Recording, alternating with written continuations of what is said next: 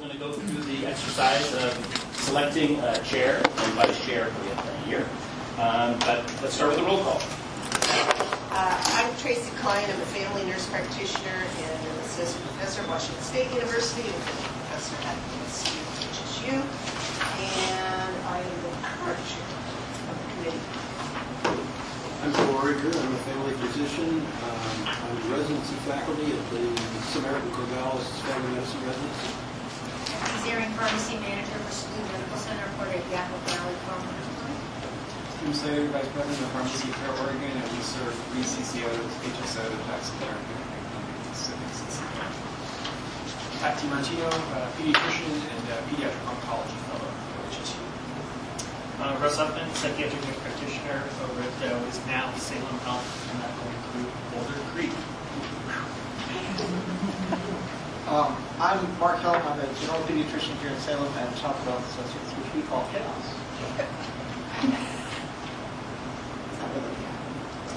Yep. I'm Stacy Ramirez. I'm faculty at OSU College of Pharmacy, and I'm also the director of pharmacy for the Community Health Centers of Benton and Lake counties. And so I can draw the committee's attention and members of the audience. If you have a packet, page 4 of the packet shows the members of the committee. We have a couple of members who weren't able to join us today. But it also shows the title, the position they're holding on the committee, as well as their expiration of term. I'm Roger Citron. I'm the program manager for drug use research and management with the OSU College of Pharmacy. My name is Sarah Sigrid, also with the OSU College of Pharmacy. Kathy Centeno with OSU College of Pharmacy. Sarah Fletcher with OSU College of Pharmacy. Deanna Moretz, member of OSU College of Pharmacy. Rich Holsapple, pharmacy manager for DXC Technology. Brandon Wells, pharmacy analyst at OHA. Jennifer Bowen, Executive Support Specialist, Oregon Health Authority. Trevor Douglas, I'm the Pharmacy Director for the Oregon Health Authority. Is there someone on the phone? No. Key Weston, Pharmacy Program Policy Advisor, OHA. And on the phone? Dean Haxby, College of Pharmacy. Great. So conflict of interest, really important to the OHA. All the members of the committee, as you know, when you were applying to be on the committee, had to fill out a form, as did all the staff, as those submitted to the OHA. The OHA is going through a process of updating that form. Just a little heads up, in April, for our next P&T meeting, we are planning to ask you to convene an hour early. So come at noon, try to have a working lunch, so that we can actually have the Department of Justice come give us a detailed discussion about conflicts of interest. So just a little heads up for April. No, this just you, Jim. Just you. This committee could use the cavefish as your spirit animal because you're so transparent about it in your conflicts. That's our data. So it's going to be April 2nd. Yep, and we're going to start at noon. And again, at this point, we'll also provide an opportunity if there are any conflicts of interest that you need to disclose. You can do so now or recuse yourself from any deliberations. All right. Hearing none, as I mentioned, we have to elect a chair and vice chair for the rest of the year. They can take over some of these duties that I'm performing now. So I wanted to open it up. If anybody would like to throw their hat in the ring for consideration to be the chair or vice chair for the upcoming year. All due respect to those who have been serving, great admiration. I'd like to put my name in for chair. Okay. Anybody else?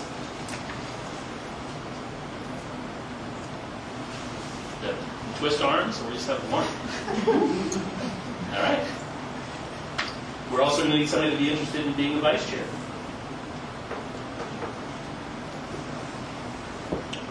All right, to appoint somebody. Or somebody could nominate somebody else, or somebody that didn't show up, or force them to show up. They didn't make it today. We didn't show up. Yeah, exactly. So we had some conflicts with the meeting. Karen Michelson, who was the vice chair last year. Jim Rickards outside of conflict wasn't able, and Dave Pass was not able to. So appoint Jim. What? Appoint Jim. Maybe he'll show up. So we can start with the chair. Jim's the hat in the ring. Anybody else want to be considered, or I think folks said it feel fairly confident? I'm willing to do either one. It's just a bit more. So it's kind of a step down. You can consider for vice chair. It's like you're weaning yourself from the chair. There we go. What provides great continuity. So moved. So we have in front of you Jim, interested in being the chair. Tracy, willing and interested in being the vice chair for the year. So let's take anybody opposed to that? No? All right, you want to take a vote? All in favor of Jim's chair for 2020 and Tracy as the vice chair? Aye. Anybody opposed? Jim? So be it. It's your meeting. I don't know if to slip around and nudge Tracy here unless you're comfortable running from that position. You're right in front of the speaker as well, so people can hear you. Are you good there? Yeah, I didn't realize it takes effect at the beginning when you We're in trouble now. Here we go. All right, the next portion of the agenda is to direct your attention to pages 5 through 10 in the packet. It's the minutes from our November PMC meeting. I set these to the committee in advance so you had a chance to review. So we do need a motion to approve and take a vote on this.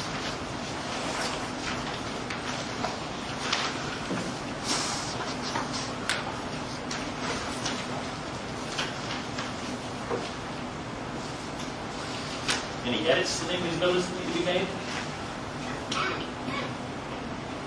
Move to approve. All in favor? Aye. Motion approved. No opposed? Nope. Any opposed? Phone? No members on the phone, so we're good for right now. I don't anticipate any would. So, great. With that, we'll turn it over to Trevor Douglas for the department update.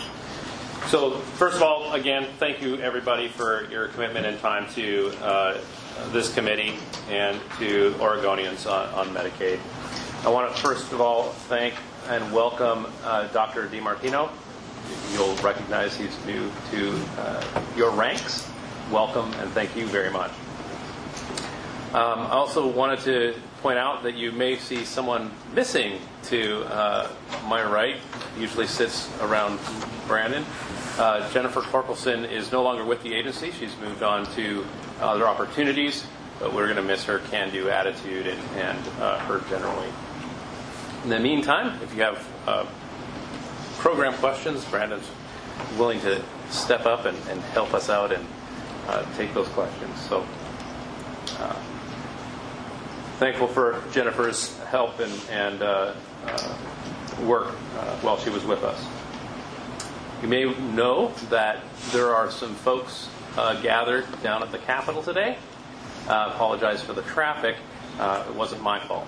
But there's also some things before the legislature that do pertain to pharmacy, but there's not really a whole lot that pertains specifically to Medicaid. So we'll just, if there's something that comes up that I think the committee should be aware of, I'll certainly email you all, but I think that we'll just leave it at that. And then finally, Roger's already stolen my thunder as far as the exciting additional hour on the April meeting. But DOJ is going to come and speak to you, and I believe also OHA leadership may be in attendance as well, so to just obviously express their gratitude as well as go over the conflict of interest issues that we all have to face. So, thank you. That's all I have. Carry on. As a reminder, this committee serves as the Rules Advisory Committee for rules regarding preferred drug lists and PA criteria. So your recommendations help form the foundation of those. Go to the OHA, and they get formalized when they're incorporated into administrative rules. There are also administrative rules that govern the process of this committee. And so I'm going to turn it over to Dee Weston. And I'll turn your attention to page 11 in the packet. So we're going to have some proposed changes in the language for the OARs. You want to sit up front? Oh, gosh. I'm told I can throw things in. Okay. Soft things, heavy pillows. Candy. Chocolate. I really don't. Okay. Now, this is good. This is good for me to have this perspective. See what it's like to sit here. So is this even on? Yeah. So I don't think this will take a lot of time. I just wanted to go over because whenever we change rules, it has to be a rules advisory committee. Just kind of for your background, why I'm here. There has to be a rule advisory committee, and that allows public opportunity to provide input and to weigh in, and so there's a whole process that we have to follow. It's kind of seamless for the PMT because you're a deliberating body, you do this all the time. You may not have realized that you're also a rules advisory committee or a RAC. So because we needed to make a couple changes to some kind of more procedural rules, but it pertains to how you do your work, and because you get to weigh in on how you do your work, I thought that this would be the best place to have a RAC, although I could have hosted one somewhere else with a bunch of people who may not have the insight that you do. So the change is pretty small. The first rule that you see listed is 410.121.0030, and really all that it's trying to do is connect to the next rule, which is the real reason why I'm here to talk to you. It points to, on page 11, 3 sub A, it points to 410-141-0111. So that's the real change there. There are a couple of clerical changes that you may see, just to insert the word committee after PMT, so it's consistent with other areas, other rules. So not much to that one. The next one, however, is the one that I want to make sure I get your input on, and that's for the Pharmacy and Therapeutics Committee. It's 410-121-0111, and that should be page 14 in your packet, starting there. The first two sections there are just way out of date. Goes back to 2011. It's a little weird to have rules that are talking so fondly about this distant past, but doesn't need to continue being there. Even so, I probably would just let it happily continue. But on the next section, let's see. So, well, there's some renumbering and just kind of updating the language. That's all there is there. On the next page, I tried to highlight the new section that's of most interest, the proposed new ad hoc portion. And this came up today because really from the public standpoint, anything that kind of impacts, or stakeholder in perspective, anything that kind of impacts what they're allowed to do, what applies to them, and that kind of thing really should be administrative rules, because that's where most people are going to look. They're not going to go digging in state statute so much. And in the state statute, often there's not as much details as what you would want if you have a rule. And while the state statute provides for ad hoc membership, it doesn't really explain exactly how that happens. So the statute essentially says that PMT, you have all of these expert pharmacists and prescribers, but maybe you don't always have all the body there that have that background that you need in order to make decisions. In that case, then you can have an ad hoc member who provides that background to allow you to address the new process. Yes. What about conflict of interest for these folks? What about conflict of interest for these folks? That is a great question for April 2nd, but I believe that they would probably sign something similar. But that's the kind of thing that we're working with DOJ. So, do we accept a voting member who has a conflict of interest if they disclose it, or does that disqualify a voting member? That is also something that I know specifically the DOJ wanted to talk to us all about. I have some insight to what they might say, but it would probably be the same for the ad hoc members. It would be the for all decision to make that isn't going to happen until after we talk to them? Well, the decision, so what we're here now is just talk about the rule and what language to put in the rule. That conflict of interest aspect of it, we can talk about that on the April meeting. I don't think that's addressed in the rule specifically. It could be. From a due process standpoint, we could think about if what we're trying to do today is update this language, and part of a good quality of member appointment is a conflict of interest assessment or declaration. I wonder if based on the comments, we could add a word in the appropriate section of here that would, meeting conflict of interest requirements. I think and then we can spell that out, what that means. The ad hoc people should meet the same requirements as the full members. Okay. I'm not quite sure what that really is. Yes, and then we could talk Yeah, we about. can flesh that Yeah, out. so that's certainly something I could draft something that just inserts in. Let's see. Okay. Well, let me finish up my little. So the statute has a vague idea of this ad hoc member, not a lot of detail about how that process would work. So this is trying to get us the opportunity, and who decides whether or not you have expertise. And that's the other part of this. The goal of this is to try to get a little more detail in there. So just want to make sure you have a little time to read that. Another question. Okay, well, just one moment. I want to make sure everyone has a chance to read the proposed language for that first part, before the ad hoc section, I guess. So it has one of the things it proposes having a 21 days that any request. The statute says that an interested stakeholder could request an appointment of an ad hoc member. This proposes that there be 21 days before the PT meeting during the timeline to request it.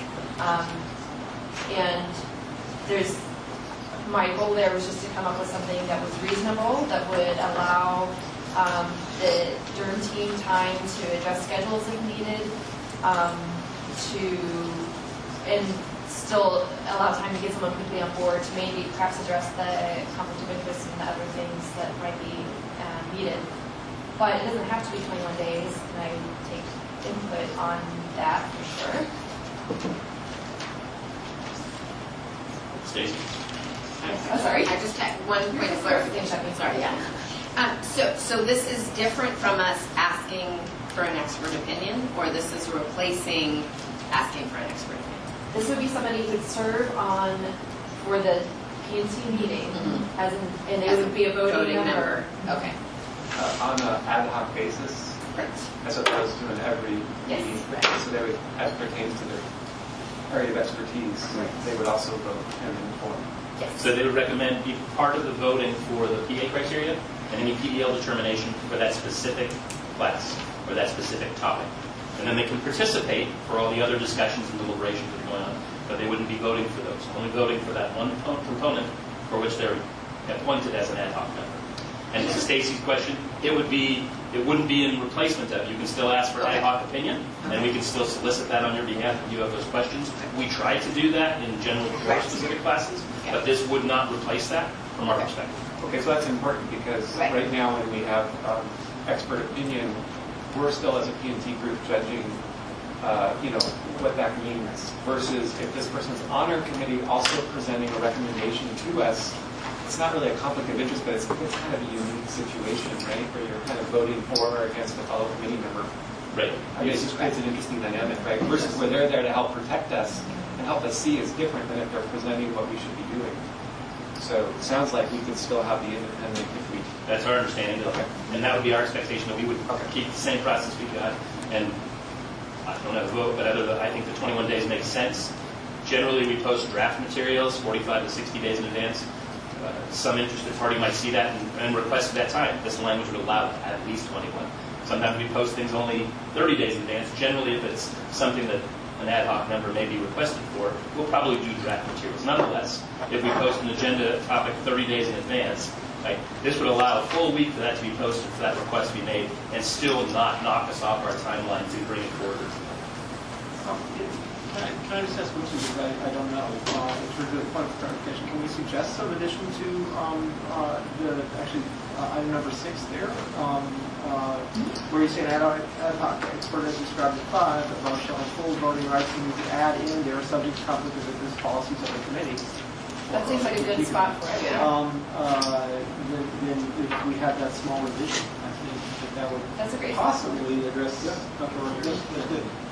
And the 21 days is enough time for you guys to do whatever. I don't go change our process, right? The ad hoc member would have to go through the appointment process.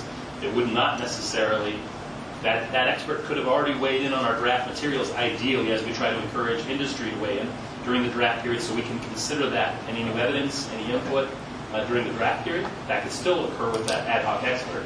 It's just that this would be a request to have them actually be seated on the committee for that one topic to vote.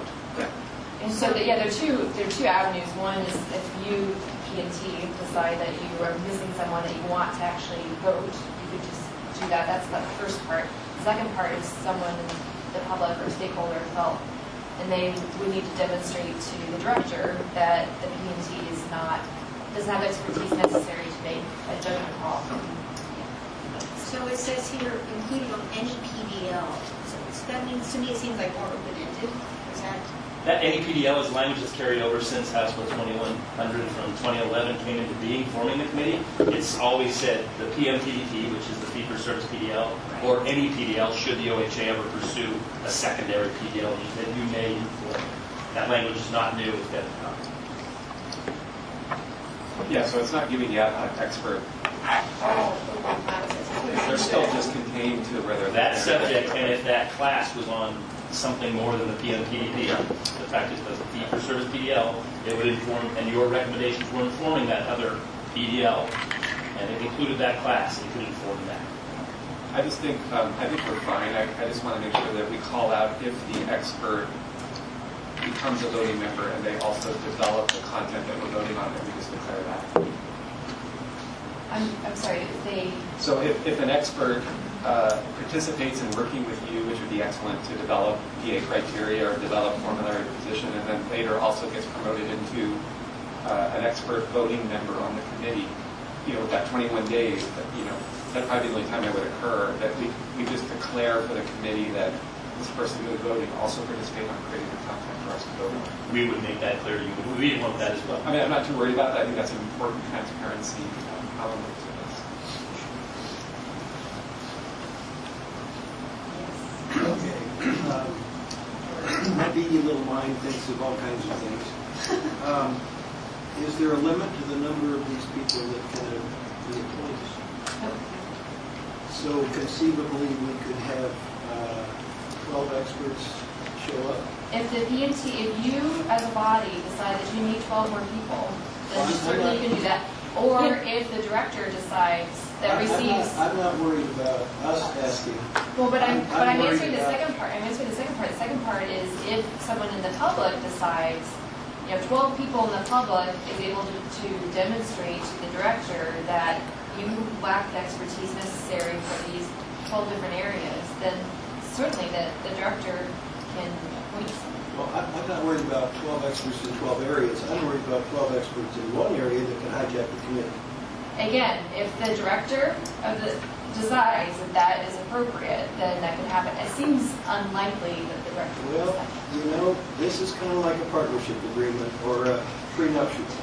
If everything goes well, then they're okay. But when things go wrong, this is when you dust it out and say, what did we agree to? And I think we have to agree to some sort of limit of numbers. And yes, I trust the present people, but the present people aren't going to be here forever. And we have to, in my beady little mind, is we want a safeguard against something that could happen if the management changes. And I think there should be some limit so that outside people can't staff the community. Where's the director? Okay.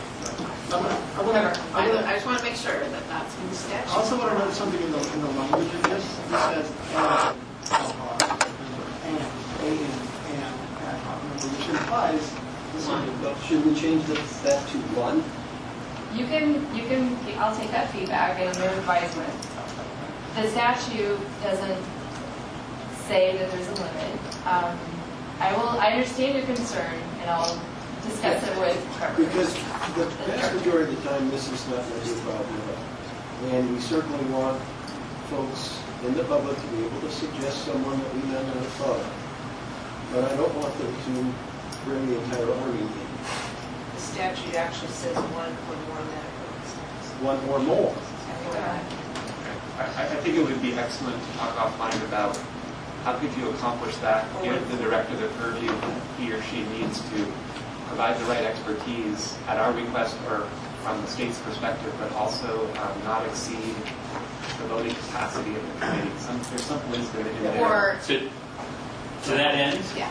and I don't know if this has been considered, but this PMT committee also serves as the DUR board, and by statute, federal Social Security Act, the DUR board cannot have more than 51% licensed and actively practicing physicians.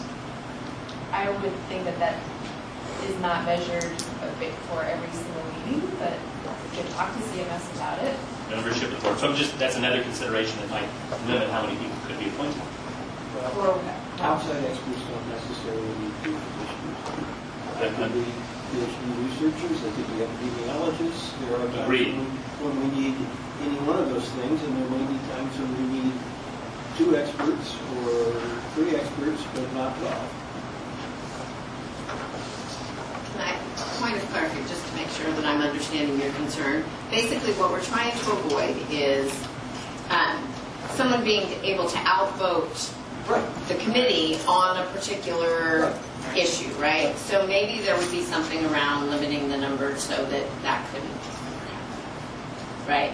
I mean, the statute. So I mean, like if there's X number of voting members that are part of the committee and whatever's required for a quorum, you couldn't have, you would always have to have one less in order for that, honestly, the balance of power to remain the same, right? Because really that's what the... Of course, the chess match. You would then want your own ad hoc members to be equal with the outside appointed members. Right, because we can appoint ad hoc members. Right. So, and I guess the legal question, right, I think, is what is one or more? Can we settle it within the language of the statute? Yeah, I have the same question because when it says 1 or more, does that mean 1 or more experts per therapeutic treatment area? Pure the class. Per what? Per the class. So 1 per the class or 1 or more per? I think it's up to the director. I mean, the way it's worded, it's up to what the director feels is appropriate based on the composition of the P&T. So if Trevor felt like you all don't understand this particular drug class, I need to find 20 experts to bring in. Not going to happen. And I don't want to be disrespectful. I mean, if you have concerns about how things are being managed, then if we get to that point, I think there are probably things that happened before that would be concerning to you, and we should address them when they get there. Another practical thing, we sometimes have drug categories where there are several competing companies who all have drugs in this, and we want to give the industry a voice, but we don't want the dollars. We don't have time to listen to 6 experts on the same topic.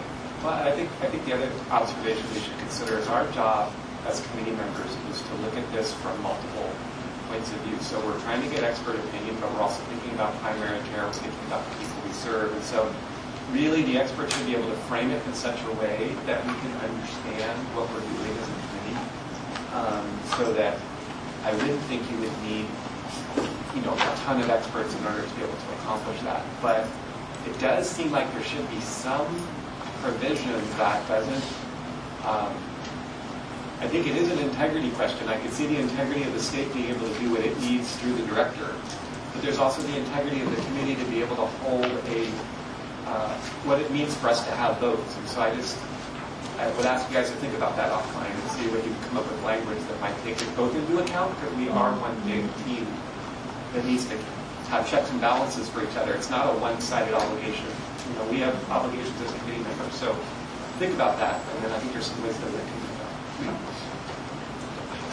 Okay, yeah, we'll talk about that. I mean, definitely, I think the statutory goal was to fill an unmet need if the composition isn't sufficient. And I think, and I think for the most part, I mean, pharmacists and prescribers, you don't have to be all experts in every single area. You're able to evaluate evidence in areas that you are not yourselves direct experts in and capable. So,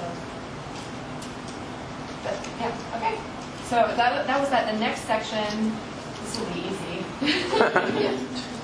The next section is really just a verbatim repeat of statute, just to have the timelines. This is mainly for more of a public service than anything else, just so that there's one spot where they can go, people can go and see how all the timelines work. Because again, people are turning to the statutes so much. And that, I think, is it. What is with the timeline, like if you were able to get the appropriate language of us to, obviously we asked for some consideration to amend this again, but is there a specific timeline you're trying to meet with this particular objective, or are we okay to ask for these changes, get something back at next PMT, and then approve it? I just want to make sure that we're, from a due process standpoint, we're meeting the obligation here. So this is a RAC, so we technically have to have public input too, but which is coming. So maybe there'll be some wisdom from the room back there, that provides some ideas. But we should be able to solicit any of your input directly to and then that would help inform what language we arrive at. So again, as Trevor pointed out, this is a RAC, not like the ones where you're making recommendations. 0030 is PA and PDL. But in this case, you're the RAC as much as you're providing input to the OHA. They do not need a formal vote from you to do this. Yeah, in fact, they're welcoming public comment too. We'll open it up to anybody in the audience as well. Okay. I don't think it's unreasonable to say, can you bring this back in April when we talk about conflicts of interest with the DOJ so you can see what it finally looks like. Okay, that's great. Thank you. Yeah, we didn't talk about that. The next, what would typically happen in RAC is next phase is I would take all the information, all your input, talk to folks, come up with a final version. It would be submitted, Brandon actually would submit as I think done as usually as a temporal now. Mm-hmm. And there'd be a public hearing process, and so another opportunity. In this case, we don't have super urgent need. We could bring it back in April and talk about it then.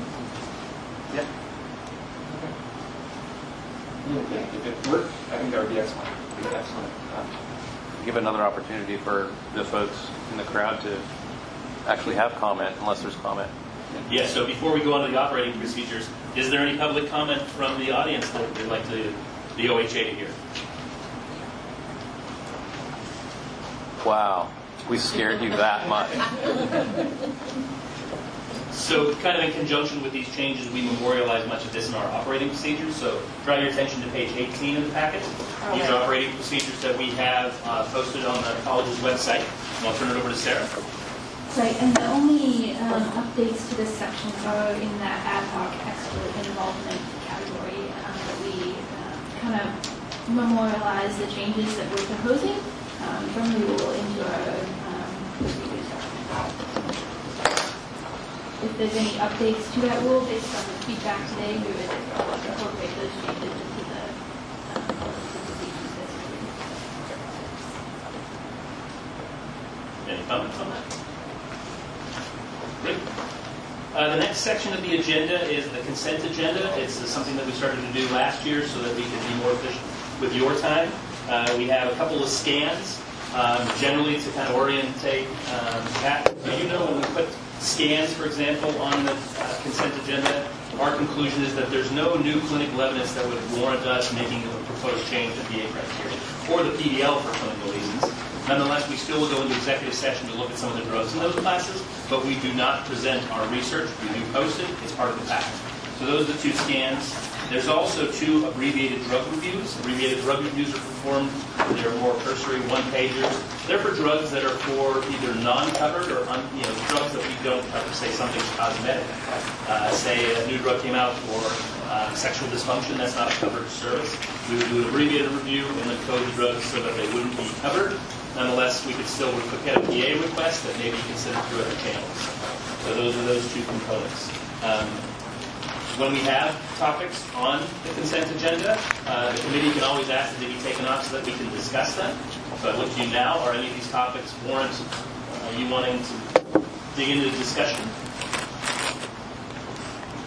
And if not, it's also open to public comment. So if anybody from the audience would provide public comments. Part of this was also our quality methods for quality assessment. But again, that was sent to you in advance. You had a chance to see some of the different tools that we're using to measure. And the only change on that one is a change in the tool that we changes to evaluate systematic reviews. A little bit of updated information. So just to recap for the committee on the consent agenda, there were no changes to PA criteria recommended out of the consent process, is that correct? Correct. There were 2 scans saying there's no clinical evidence that would change our PA criteria. We will go to executive session. And 2 abbreviated drug reviews that are saying these are for non-covered drugs. Right. And so, but we do need a vote to approve all of those components of 5 different things. Sorry, I got one question. Sure. Because I noticed that and this was in the immunosuppressants, there's an FDA approval for tuberculosis, for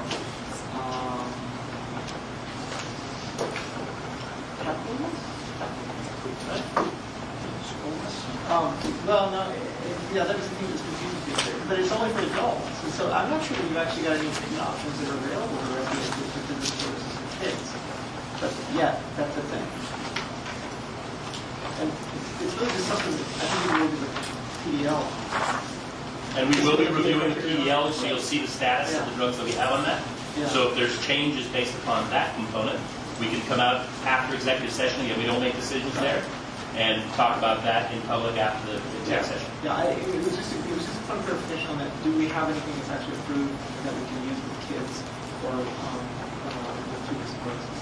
And Dr. Martinez gets extra credit for saying steroids. That's great. Okay? Great. All right. Thanks. That's all. So we had a motion to approve the consent agenda. Second. Second. All in favor? Aye. Aye. And may I make a motion? Motion approved. As I mentioned in the discussion with Dee, this P&T committee also serves as the DUR board. It's federally mandated to be meeting quarterly. Part of those is we report out our activities. So I'll draw you, and I sent out these reports in advance, so you get a chance to look through them. Pretty dense. The quarterly utilization reports generally are part of our consent agenda. But in this case, I thought I'd orientate you just the first meeting of the year. Turn to page 71 in the packet. So again, these are our reports. You'll notice that they are reporting 6 months ago. The reason for that is because 90% of our lives are in coordinated care organizations, and it takes time for us to get the encounter data. We're also reporting net costs and rebates, and those aren't invoiced until sometimes 5 months later. A claim at the beginning of October wouldn't be invoiced until late February because of the get quarterly rebates when we get the tape and how we invoice them. So that's why we see June of 19 being the last month. But that first page 71, you'll see the average month at the top line shows how many lives we have, the distribution, those in fee-for-service or in the encounters, CCOs. You'll see we also break out if we have CHIP, which are children, or we have Medicare lives. Then we go into gross cost figures, so you'll see how much was spent in total. Breaks out the mental health because those are carved out and paid exclusively by fee-for-service. We also then look at fee-for-service physician-administered drug, physical health drugs, and then similarly, Encounter represents the CCOs. Then going to page 72, just a nice pie chart that shows where the money's being spent. So it showed predominantly Encounter physical health for the drugs that we're representing, which is not surprising, those ones in pharmacy. Then where the lives are, so the benefit plans those members are in. Page 73 starts to break out the rebates. Again, if you want to get down to the level of looking at rebates on a per drug basis, it's confidential. But in aggregate, we can provide that information to you. So you'll see how much we invoice for rebates. And so it keeps our net costs. If you look at the net costs on the second column down, we're at $140,000 of the net cost after rebates are considered. So increasing a little bit, but still relatively flat. Page 74 starts to break down the utilization a bit. So it's talking about how many claims happen, so how many mental health drugs, physical health, again, how much is spent per member per month. It'll also include our generic drug use percent. So, for physical health drugs, in general, all in aggregate, 86%. Mental health carve-out drugs, high percent, 97% generics. Again, Those are pretty mature classes when you're talking about the antidepressants and antipsychotics, so a lot of generic utilization. The preferred drug use percent on the bottom, you'll see for the mental health, which are not enforceable, as you're aware, we don't stop drugs to try to encourage use of preferred agents. So we're at 73% preferred drug use. But for the physical health drugs, fee for service, we're up at 96%. So, and I would just call out for the committee, I just did some quick math of when you combine fee for service with CCO's June of 19, which is our last data point on this report, over July of 18, which is our first data point, even though there's some seasonality, I totally get that. It's about a 3.4% trend with a little bit more membership than where we started, so that's even better. So collectively, everybody, we haven't always had years that were like this, I'm just saying. So it's a good place to be. Does it preclude the fact there can be betterness, and it doesn't take into account the rebates, which will change the story slightly, but I just wanted to observe the big picture. That's within the CCO expectations of our trend obligations. It's in that zone. I appreciate the observation. I just, I appreciate the top 40 physical health. Just going on page 75 and 76. Yeah, the only challenge with it is that there seems to be some overlap between those because the gross total amount has more of the mental health drugs, and the physical health drugs are separated. We don't have really sort of like separating them out, so we don't see some of the physical health drugs appear in the total category. We also don't really have any trending information on that. It would be very interesting to me, especially having participated on the mental health advisory committee, to see sort of the impact of the recommendations of that committee on what we're seeing from the drug utilization. So first to point out, page 75 is the total top 40 drugs. That's because the carve-out drugs, it's all million lives, right? That's why it's heavily populated by mental health drugs, the antipsychotics and antidepressants. But at a request of Jim last year, we also were asked to break out just physical health. Yeah. So page 76 is just fee-for-service physical health, and so there it'll show, right, less of the mental health. Right. Yeah, I was wondering, because there's some overlap between those. Some of the things that are on the top 40 physical health drugs are also appearing on the top 40 total.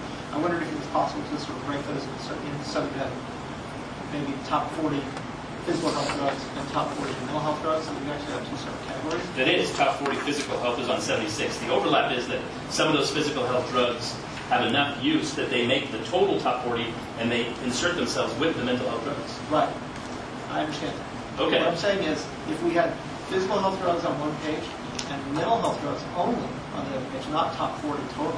Oh, so you're saying just the carve-out drugs on a top 40 list. And if we could turn the page sideways and trend them, that would be great. And would you want to see a trend year over year, or are you looking quarter over quarter? Yeah, quarter to quarter is fine. Okay. What would be our goal? I just want to sort of see where the utilization is happening with the different, are they going up, are they going down, what's happening in those categories? Because right now, this is a point estimate. Mental health care, mental health clinical advisory committee made recommendations a year ago for increased use of injectable long-acting antipsychotics. And so the question I have is, well, did that result in any change in utilization? And that would probably be borne out more by the claims count quarter over quarter or quarter over year. Exactly. It's a claim right? The cost is not going to be, because that's where it's going to be the devil in the details when, for example, our number one spend for many years was Abilify, and when it became aripiprazole, it dropped down the list. Now it's 20, 25. We can explain that, and maybe that's useful for you to see those cost differentials. So yeah, we can take those under advisement and try to work something out. But in cost-wise, the long-acting injectables are so expensive. Much more expensive. Maybe you guys just give some thought as to how we might, with one page, pay attention to trend in these various spaces over time. Maybe that's the first question. Yes. And then again, I also heard mental health plan. Just the mental health carve-out, explicitly a top 40 for that. Yeah. And we'll leave it to you to kind of come back with what you think would be wise there, but some way to see that, not just with quarter numbers, but a graph of some sort that we can see. Yeah, and again, to me, it's not so much about the costs; it's about the utilization, it's about the claims, or claims or unique patient counts. To show the impact of some of those recommendations, to see if we're seeing an uptick in LAIs, for example. Yeah, and also sort of a way to sort of keep an eye on some of the things that may be changing, rapidly in terms of of this category is growing, and why is that? Sure. When this category is falling, and why is that? Okay. No, I appreciate that. So those are the utilization. They're at a high level. Part of DUR, drug utilization review, is prospective, retrospective, and education. So DXC is the pharmacy benefit administrator for the OHA, and they put together the prospective edits, the edits that are happening at the point of sale. So draw your attention to page 77, and we'll turn it over to Rich. Hi. Battling a cold, so I'm going to make this really brief. For those who are new, for the prospective DUR, these are the alerts that are set in the system to, as the pharmacy bills a prescription, it looks for these interactions, and most of them it just sent back an alert to the pharmacy before they dispense the medication. The only two that we actually deny a claim on is early refill and pregnancy. And the pregnancy indicator is only for the highest level, severity level 1. And then the pharmacies have the option to override those alerts if they want to proceed with filling a prescription. So these are the alerts. I got little examples in there just to kind of give you an idea of what the alerts do. And the numbers of alerts, how many times they were overridden. The pharmacies don't necessarily have to cancel because they don't have to respond if they're not going to fill the script. So, and that's why there's a lot of non-responses. And then just the percentages of the overrides. We've actually seen a decrease in the early refills. Early refill is set at 80%, so they have to have used at least 80% of the day's supply of their previous fill for it. Again, there's no trends here, but that might be a good thing you want to know. Trends from quarter over quarter. I just report the numbers, so I heard that. I will keep that. The next page are just some of the top drugs that we see, early refills, as well as the percentage versus total claims and the percentage of overridden. Some of them, like the diazepam or the benzos, and it's a little discrepancy because the volume of claims is so low on fee-for-service. And then the third page are the reasons for the overrides. Pharmacists have to put in a reason why they're overriding their early refill. So this way we just kind of keep tabs on the reasons. Most of them by far is just medically necessary or a therapy change. Very small percent is due to lost or medication supplies. The only other thing that I wanted to point out is that we are working on system enhancements on the drug-drug interaction to expand it, because right now currently it is only alerting on severity level 1. We're going to be adding severity level 2s and some select severity level 3s. The severity level 3 severity level 3 ones are the opioid benzos and the opioid antipsychotics, which is part of the Support Act. So we will be alerting on those once the system enhancements are completed in the system. Yeah. Oh, just a question on the diazepam. Is it possible that people are doing that because they're trying to titrate people off of the I don't know. Well, that's what I teach the students to do. Switch them to diazepam. Yeah. And then titrate. Yeah. So we don't know if So it these doesn't really look like a duplication. and we don't know if these are multiple patients or a couple of patients doing the same thing over and over. Or just... No, these are, the last time I did a client level analysis, it wasn't an individual patient or an individual pharmacy. But we weren't seeing any of those. Rich, I had a question on the pregnancy and drug interaction. It indicates action time. Is that the only one that you're flagging there? No, that was an example. Oh, that was just an example. That's just an example. Okay, so you've got like ACE inhibitors well, the severity level ones, they're set by First Data Bank. First Data Bank is the drug warehouse we use for all drug information, and they're also the ones that set severity levels on these alerts. So, the system will look to see if the client has had a pregnancy diagnosis on their medical claims within the last 6 months. And then if a drug is what used to be category X, of course they changed it, they don't use the ABCDX anymore. But if it's at that severity level, that's when the pharmacy will get an alert. And you'll see that they pretty much are. I think one of the ones that actually hits severity level 1 is ibuprofen. So they're overriding it most of the time.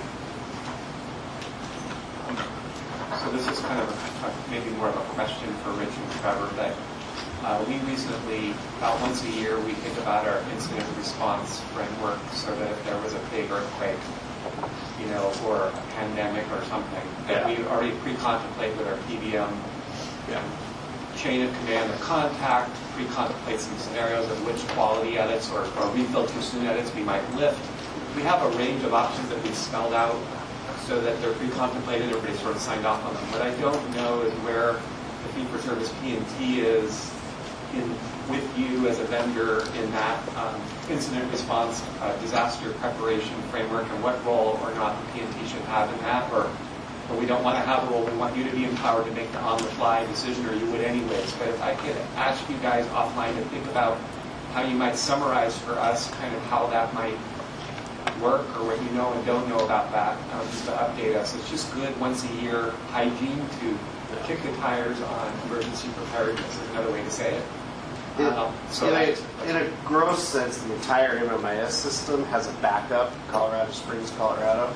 So if there was a disaster in Oregon that trashed Salem's data center where the computers are, we have an entire backup system that we can flip on, and pharmacies can still bill claims.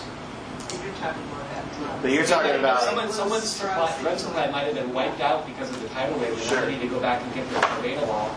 Yeah. But the pharmacy currently can override that. They can. The pharmacies can override it Or anytime. fee-for-service, they can just say early refill, and they put in the So clarification. we might be completely tidy here, but if you guys could just kick the tires on that and make sure we're that spot. The pharmacy today can say lost script, and get the same drug the next day. Yeah. An area of curiosity. Yeah. Any other questions for Rich on Proder? And then retrospective, we look at claims and look for opportunities. Some of those are brought to our attention by you. I think this top one, fluoxetine, Stacy, you might have identified this. No, that wasn't me. Okay. In any event, we just saw that fluoxetine, if we just asked providers to switch members from tablets to capsules, there was savings opportunity. So we've sent out letters, we've tracked that. Lamotrigine based on pharmacokinetics, ER to IR, another one. So these are just relative examples of different things we've done. Dose optimization, we find different examples where we can see if providers, particularly for once-daily drugs, might consider a switch. And a lot of these are driven at the provider level, where we send them a fax to consider it through the prescription the next time they write a script. So sometimes there's a delay before they might implement that. There's a lot of refills sometimes. It depends how frequently they're writing prescriptions. Expert consultations. So one of our initiatives with antipsychotic use in children, we're making referrals to Opal K, so you can see the numbers that have been referred and see some of the changes in therapy. Antipsychotics for schizophrenics. This is not adherence for chronic members that weren't filling prescriptions. Notifications, just to see if we can get them, make sure and not have interruptions in therapy. Can I just ask a question? The profile super expert review says 67 patients with continuing antipsychotic therapy the following 90 days. That's the same patient population, right? So like 41 out of the 67 that were reviewed continued, and then the 26 stopped, correct? Right, the 41 out of the 60 continued to have the same antipsychotic therapy in the following 90 days. I would say with this, it's a relatively recent initiative, so some of those patients might not still have, that 90-day follow-up window, which is probably why the numbers don't add up here. Okay. Thanks. Profile reviews, so we have some different parameters. Those are on page 84, so you can see the number of clients who have been reviews. We look at numbers, hitting multiple pharmacies, lock-in, so if we're seeing maybe opioids from a number of different prescribers, Those numbers dwindle significantly because we'll oftentimes put in PA criteria, right? We have 7-day opioids now, or we have other criteria for concomitant opioids, benzos.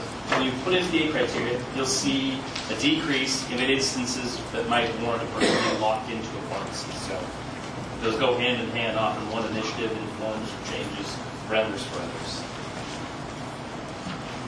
And the last one, combination opioid sedatives, just starting, so numbers are low, right? But those will pick up over time. We'll see some trending. And then I think the ISIS-LAVA, that was kind of a safety. Is that our safety net? Yeah. So when we don't see claims filled, we might see a prescription denial and those subsequent fills. We try to reach out and see if we can get numbers of those trends. So we'll continue for initiatives that either we identify for some savings opportunities or for interventions that you've recommended to try to track them, and we'll bring these to you quarterly. That's great. You also might just consider, sometimes there's value in just collecting the operational friction points, not specific to a single drug category, but that the top lines craft communication about those so that it can be a great resource for the clinic staff. And say, boy, if you guys could just focus on these 10 areas, you'd save a lot of friction between us and you and your daily work or whatever. You know what I mean? Like, you kind of put that hat on. That's a slightly different way of coming about it, right? It's still a drug, it's still a PA or a way of doing things operationally, but it's just collecting, you know. Yeah, and we'll do that sometimes through fact blasts or initiatives that increase the pharmacy level or direct provider outreach. We'll measure them with some of the initiatives that we're doing as well. Yeah. We'll also monitor the impact of our PAs to see are we adding PAs, are people following up. You know, we've removed PAs because of that concern with safety. So we can consider other places where we can do that intervention. Great. So after retro-jur, education is also one of our components. And one of the ways we do that is through our Oregon State drug review. So Kathy Centeno is usually joining us by phone, but she joined us today in person, and she's the editor for our newsletter. So I'll direct your attention to page 86 in the packet. Great, yes, great to be here in person. So I just want to highlight a couple newsletters since we last discussed this topic. The first one was published in September on the pearls and pitfalls of clinical practice guidelines. And then the second one was published in November on the guidance and safety, or updates on guidance and safety alerts for opioid use in non-cancer pain, and that has some good resources as well. So I encourage you to take a look at those newsletters if you haven't. I want to continue to thank the committee for providing comments and suggestions on our drafts, because that's very helpful. Again, really appreciate that. The most recent newsletter you might have seen was on drug marketing and the evidence. That was published in January. And then this month we have a newsletter coming out on biosimilars. So some good topics in the pipeline. But we also encourage you to recommend any topics or suggesting, any ideas. Use of NPH insulin. Okay. Anything specific? Use of what? Use of NPH insulin. A transfer of transitioning patients from the analog to NPH. Okay. And we've got a pilot project going on in one of our clinics, and we find that there is nothing useful published on NPH in the last couple of decades. So they call me up because I'm the old one. But there has to be some things that can talk about how to convert from one to the other when the analogs are just a financial obstacle to the patient. Great recommendation. You help out with that? I will help. Okay.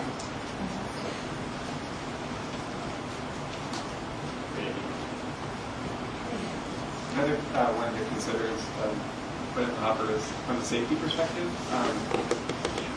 I wonder if there's a way you could go in and look at your top worst safety drug interactions that are going on in the claim, to just explain to people, remind people what they are and what to think about them clinically.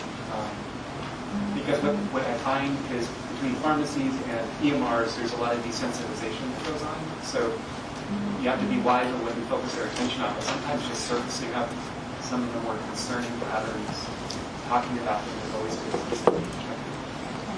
Thank you. That's a great recommendation. ISMP does something similar that you reference that looks at the biggest offenders, right? So like what are people seeking, what do people end up in the hospital for related to drugs? So it's all, it's insulin, warfarin, it's kind of the same big ones, but there are a few new ones that pop up here and there, so that would be, that would be an interesting addition. So the drug-drug interactions, but also just like the biggest offenders. Yeah, great, thank you. I love it. I love a good pipeline. So thank you. Again, if new topics come up, shoot us an email. You should have Kathy's email. I keep copy her when we send these out to you. And we'll continue to send drafts to you for your input. We really appreciate that. So, and then, and of course, encourage everyone to sign up to receive the newsletters electronically if you don't already. And again, just a shout out to the audience. If you haven't signed up for our list, or when you do to receive notifications for these meetings, there's also an algorithm where you can select notifications for these newsletters. So you're welcome. We encourage you to do that. Okay. Turning your attention to page 91 in the packet, we put together an orphan drug policy proposal. Turn it over to Sarah.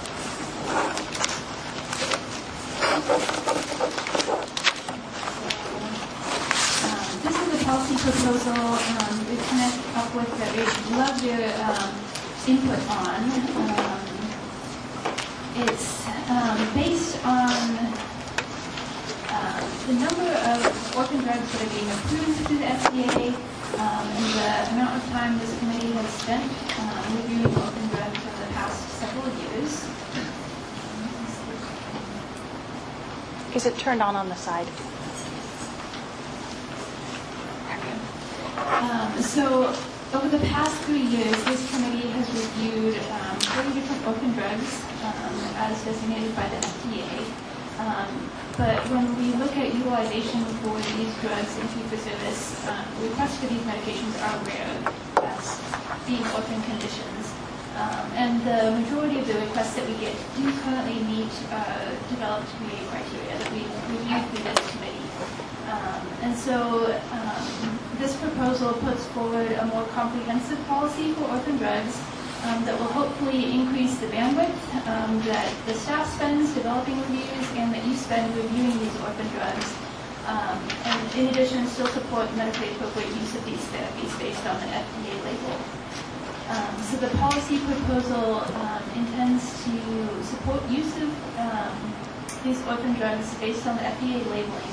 And then new drugs, the way this would feasibly work is that anytime new drugs come to market that would fit under this policy, we'd bring them to you as part of the consent agenda at PMP. They would be added to Table 1, the PA criteria that's presented in your packet. And all of that information that comes in Table 1 would be based on FDA labeling. And then if necessary, we could either perform a more in-depth policy review if necessary or if requested for particular drugs and take off the policy and develop specific PA criteria. So the proposed PA criteria is in your packet. It would essentially require that the drug be used on label for the appropriate age, dose, and with the recommended monitoring that comes in the FDA labeling, and so that would be added to Table 1. We would ask that the provider submit any baseline monitoring for efficacy and safety according to the label, and then document any other therapies that have been tried and failed. And then the initial request would be approved for 3 months, and any subsequent requests would be go through the renewal criteria, which asks if there's been any adverse events, and if those events have been reported to the FDA adverse events reporting system, and then if there has been an improvement from baseline or for chronic progressive conditions that are generally historically expected to deteriorate if there's been disease stabilization or lack of decline compared to what you would normally expect. Questions on this policy? I just wondered if you wanted to add a purpose that we should see a provider who specializes in this disease. I know we say that in a lot of our criteria. I mean, pretty much they're going to be, but I don't know if you want to make that statement in the PA criteria. I think we certainly could add that, yeah. I sort of on the initial approval criteria, I agree with the sort of general framework. I was just wondering if we really have enough quite enough detail there in terms of like that last question. Have other therapies been tried and failed? Well, it's always hard to answer that question. It's easier to answer objectively what other therapies have been used in the past and for what durations, what therapies will continue in addition to the medication that you're replacing. And in some cases, especially with orphan drugs, there's background therapy that's considered to be standard of care, or there's other things that are happening that should be going on. A good example is when we discuss Fabrizon. Anybody who has Fabry disease really ought to be taking something, ACE inhibitor with renal protective or ARB with renal protective. And so those kinds of questions are relevant to the decision of whether or not it's appropriate or not appropriate to approve the drug. Because if we say, yes, you get the drug, but you're not going to continue with the baseline treatments, or yes, you get the drug, but you haven't actually done the steps that were done in the original approval process, then you sort of expand the indication. That's a good thought. And I guess That's in a lot that, of thought. in that circumstance, where there are other therapies that are generally considered standard of care for these conditions, I would anticipate we would be doing a review of the evidence and developing those specific PA criteria. So this is really catch-all, right? It's going to be for the ones where there is no previous therapy. It's the first one hitting the street, and so we have to have criteria that can try to address that. That's why we're trying to capture this. If we can get some of that information, it's going to inform and tee it up and prioritize that we do bring a formal review for that drug and dedicated criteria. Right. To address exactly what you're saying. Well, and my prior experience is that any time you look at what therapies were previously tried, the question is, well, did the therapy itself fail to work in the patient, or did the patient fail to take the therapy? And 9 times out of 10, the patient failed to take the therapy for an adequate duration, or with adequate adherence. And the challenge there is that we have to have criteria that DXC has staff to handle, right? And on the phone, a provider, generally their designees, calling in and saying, yep, they've tried other stuff, and we can't get into those details at this level. Which I think becomes a dialogue, because if DXC can predict the previous profile of what medications have been covered that have been paid for, and the appearance of the therapy, very often my experience, again in the past, was that if you shared that with the person who's prescribing it, and is really irate that he can't get this really high-end medication, and you share with them, well, they didn't take their other medications, so no wonder you're not having success. There was very often a different discussion that happened after that, which was to go back and say, let's go back to square one and let's start with the first step. And so it's information sharing. If you look at it from a perspective of like, well, what did they take in the past? How long did they take it? Were they actually filling it? As they tell me they are, but I never believe them. So the point of this, though, really is to give a place to start, right? So it's that first claim that then triggers some discussion along the way about, further detail on the drug reviews and whether or not we need PA criteria. It's really just to kind of trigger that first claim so that we know we need to have a discussion rather than having 29 discussions for something that never happens, right? Is that kind of the point? Correct, yes. So for review process, I think we're doing committee member has to respect the system. I was just going to say that it seems like there's a growing proportion of rules that fit in the orphan drug classification, and it's probably an ever more heterogeneous group. So keeping this sort of temporizing PA as complete as possible would probably be desirable.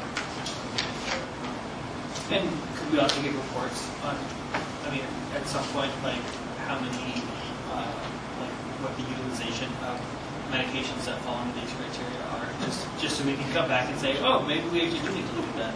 That is an excellent idea, Yeah, perhaps a follow-on that I was going to suggest is, when the first drug emerges that this policy hits, maybe that would also be an excellent time to gather the existing ones that are orphan and think about which ones should be collapsed to this new policy and versus they do need their own ongoing PA criteria, and let us see that, because that can remind us kind of what circumstances send to a special policy versus ones that really should just be grouped together.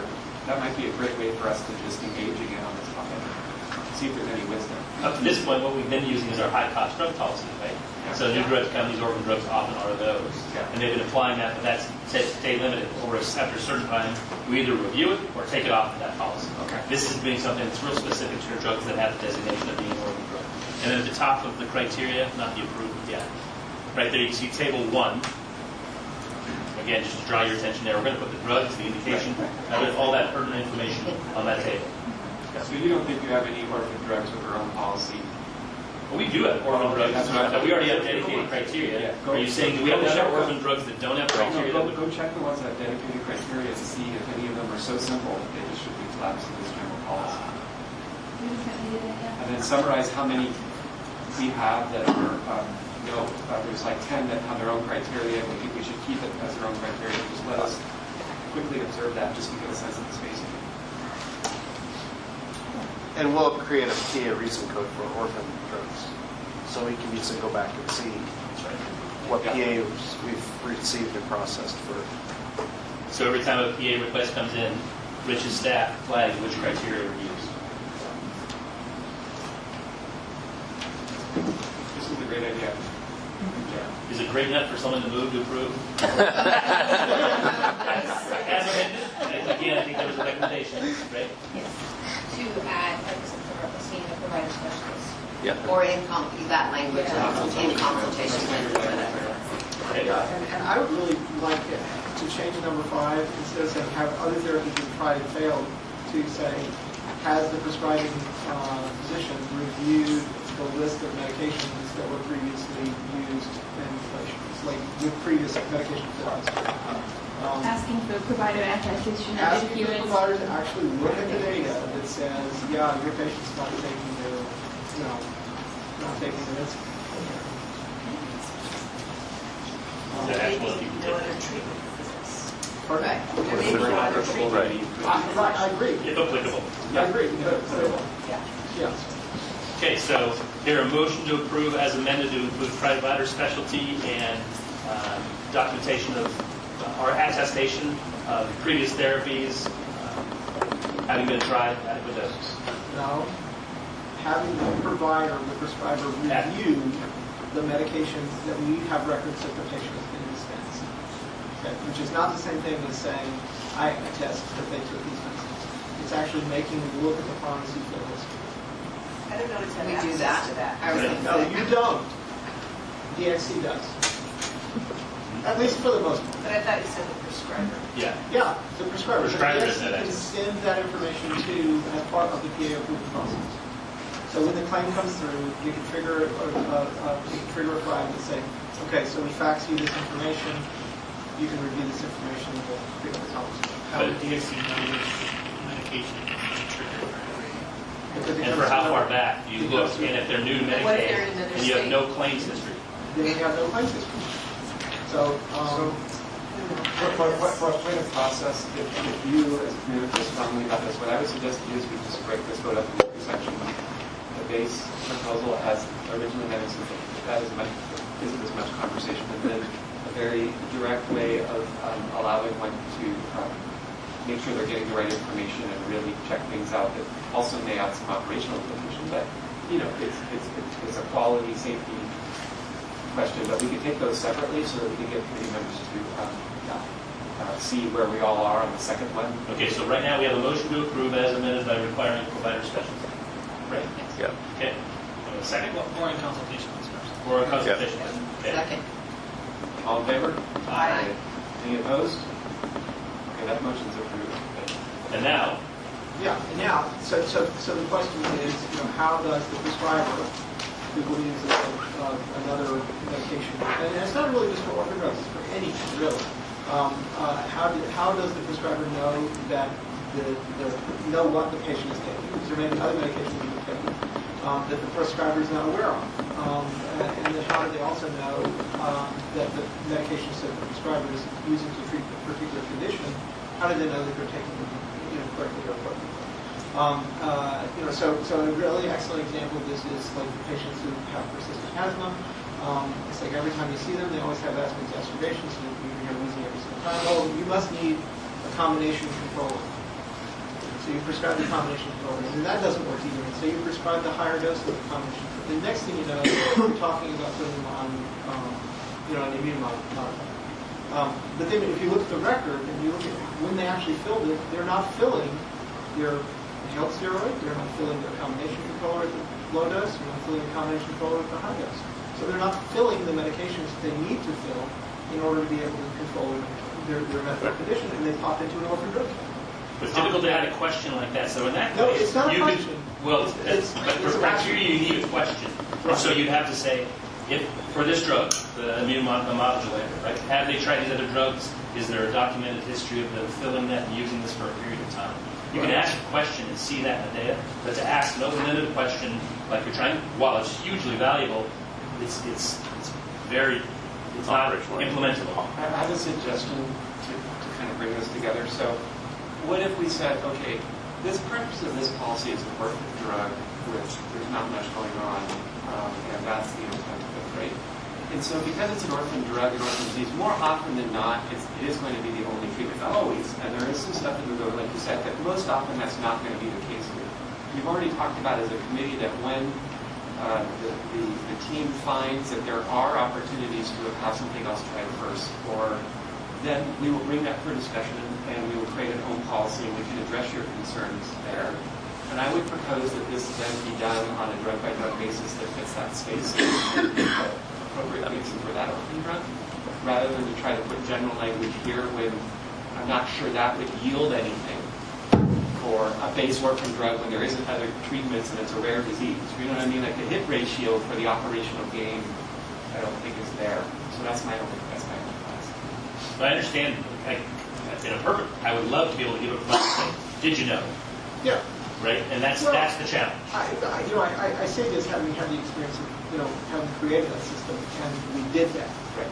Literally on the phone call to print a profile out, fax it to the provider, and they could review it, and they could see why we were saying what we were saying. And of course, it's a slightly different situation because there's a lot of phone calls. But we could still, we could clear a PA in 5 minutes. If you look at how question 5 is worded for the approval and denial, there is a spot for DXC to document what therapies have been tried, and then for the denial, there's a spot to say why they're using it for first-line therapy. Do you think that meets what you're getting at, having that? See, this puts the action on DXC. What I really want is for the prescriber to see that information, because they may not see that information. I never see the information on the claims that I prescribe it, but I never see the claims filled. And there is a tremendous power in seeing that, because then you understand what your patient is doing, and you understand whether or not you're going to be successful or not successful. In terms of whether or not it's worth it to actually pursue that particular treatment. So yeah, I think the DXC staff needs to do the documentation, but I also think that the prescriber or the specialist or the consulting specialist also has to have awareness of those other things. Because ultimately, drugs don't work in patients who won't take them. And I agree with you. I think what you're talking about is a culture change of how do you get that information transmitted to the provider. Well, it's a culture change for Oregon, but we did it in 2006 in Parkinson's.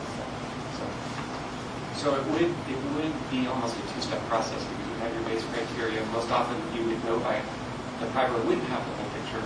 DXC has an important piece of the picture, so then it would say, they would have to then get the PA, but then send back this additional information and ask them to take action on that question. So it is creating a process, and I wonder if for purposes of due diligence here, we should let these guys take that concept offline and come back to us. I got no problem with whether that's feasible or not, and the ramifications as we revisit orphan drugs when we have our first orphan drug. We don't have any drugs on this policy yet, and then we can talk about the first one, and we have some that already have their own policies. So I think we're pretty safe. Yeah. And this will give me time to think about it. And I'll say this too. Like Ron talked about this in terms of the PAs for orphan drugs. It seems incredibly valuable for everything else. Right. Because that gives you a clue into the behavior of the patient. And the behavior of the patient is the thing more than anything else that drives whether or not a medication therapy is going to be successful. You can spend a lot of money on a lot of medicines that patients don't take. We should just have everything in PMP. But. Agreed. Have access. Agreed. Well, it's almost like the insurance sending medical records to their provider. It is. Because you Not all have of more it. claims It history is. than they probably have. Yeah. Well, and that's the thing. It's information, and that information is actually important for the decision, and it's relevant to the specific situation. If you can get to it quickly, you can actually get a timely decision, which is what we do. So are you comfortable withdrawing your suggestion for now, let them think about it, or would you prefer to go up for a vote and have us wait for a vote? That's totally fine. We can talk about it offline. We can, I can send you an outline of what I'm thinking about, and maybe a little more clear. If you're comfortable with that, I'm comfortable. I think that would be great. Well, I think the conversation will be informed by the first drugs that start to come on and start to run. What other therapies were already out there, and I think what you're saying is vitally important for us as part of that determination whether or not a drug rises to the level of doing a new drug evaluation and dedicated criteria. So, all right, so we have already took the vote. We'll table that. We can also discuss it. Great, thank you. And we're still going to stick with standards, so you're not up the hook yet. Draw your attention to page 94 in the packet, and we're going to do a literature scan for opioids and a PA update. Yeah, so just a little bit of background. This intent of this literature scan was to review the current best practice standards for appropriate dosage reduction or discontinuation of chronic opioid therapy. Our current policy is that all short-acting opioids are limited to 7 days, and a patient can get no more than 90 morphine equivalents per day. Quantity limits allow up to 2 prescriptions in a 90-day period without PA. All long-acting opioids do require a PA before we get started on them. In May of 2019, HOOK updated the guidelines to remove required tapering plans for patients using chronic short-acting opioids for back and spine conditions. So there's not a lot of new literature since this class was just last reviewed in September of 2019. There was one new systematic review and one new randomized control trial identified, and the current evidence there supports dose limits for acute conditions. There were 2 guidelines available to review. Guidelines from the Health and Human Services on dosage reduction in patients on chronic opioids. These guidelines didn't meet our current quality standards for high-quality guidelines, but there's not a lot else out there, and so those are discussed. The recommendations are made to avoid required tapering, particularly when benefits of opioid therapy continue to outweigh risks for a particular patient. And instead, they recommend the decision to taper opioids should be based on a shared decision between the patient and provider. They do emphasize the importance of care coordination, use of multidisciplinary treatment, and then individualized patient care during in the decision to initiate a taper in order to avoid the risks associated with rapid discontinuation of opioids. And then they make recommendations for dosage reduction, which should be based on individualized patient history and goals. There were also draft guidelines available from the Oregon Opioid Tapering Task Force. Those are not yet available publicly, but included a lot of the similar recommendations that were in the HHS guidelines. So the recommendation before you today is to update the PA criteria for short and long-acting opioids in order to better address patients that are already established on long-term opioid use. And the goal of these changes is to prevent harm from abrupt discontinuation of opioids, and then to reinforce that recommendation for a shared patient and provider decision for appropriate dosage reduction. So this slide outlines the proposed PA changes, and these start on 106 in your packet. And so there are just a few minor edits to the initial approval criteria for both the short and long-acting opioids, and the majority of changes come with addition of a renewal section to the both PA criteria. So the initial approval criteria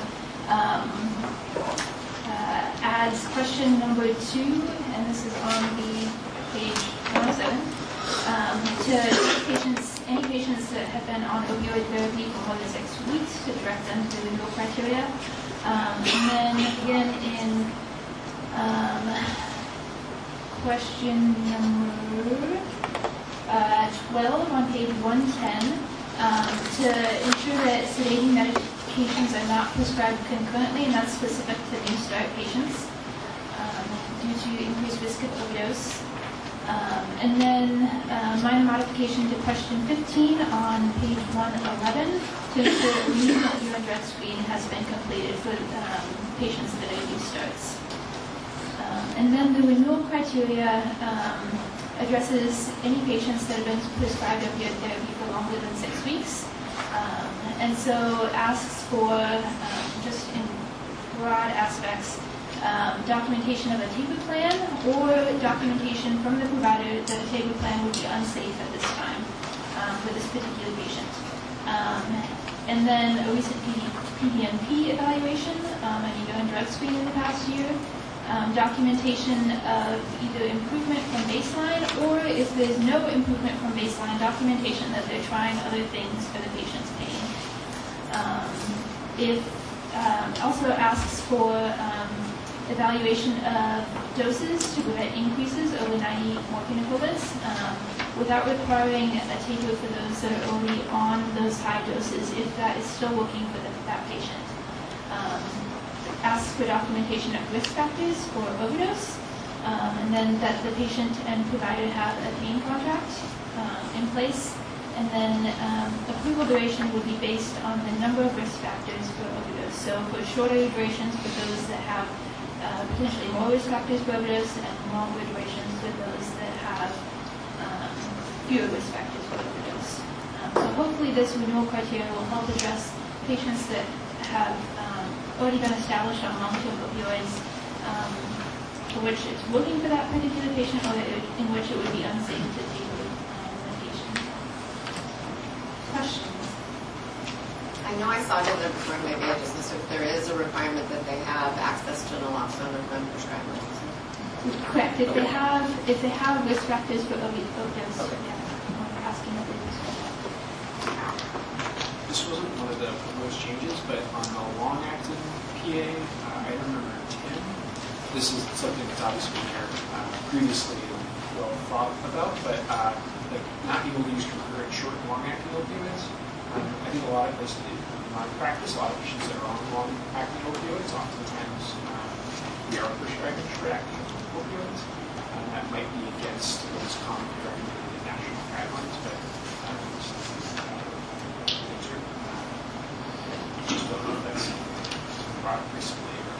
You're lucky. In fee-for-service, we don't look at short and long and do those in aggregate. So we're looking at each agent in a vacuum. So the agent in table 2 would be for that particular agent.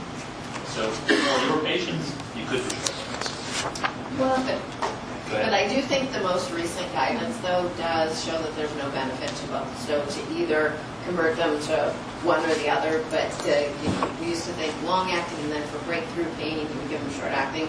And I think the latest data really is not supporting that. The other aspect of it too, though, is if you're talking about patients with terminal disease, I don't think any of these would. No, none of this applies, right? This is only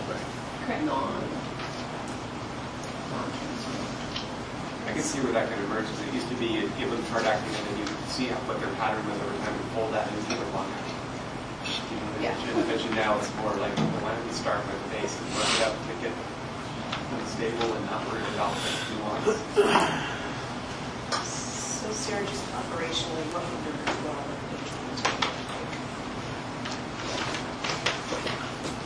So the question would be, has the prescriber provided documentation that opioid and sedating medication will not be prescribed concurrently? So that would be asking, are they discontinuing one, and is that documented in insurance? Or, yeah.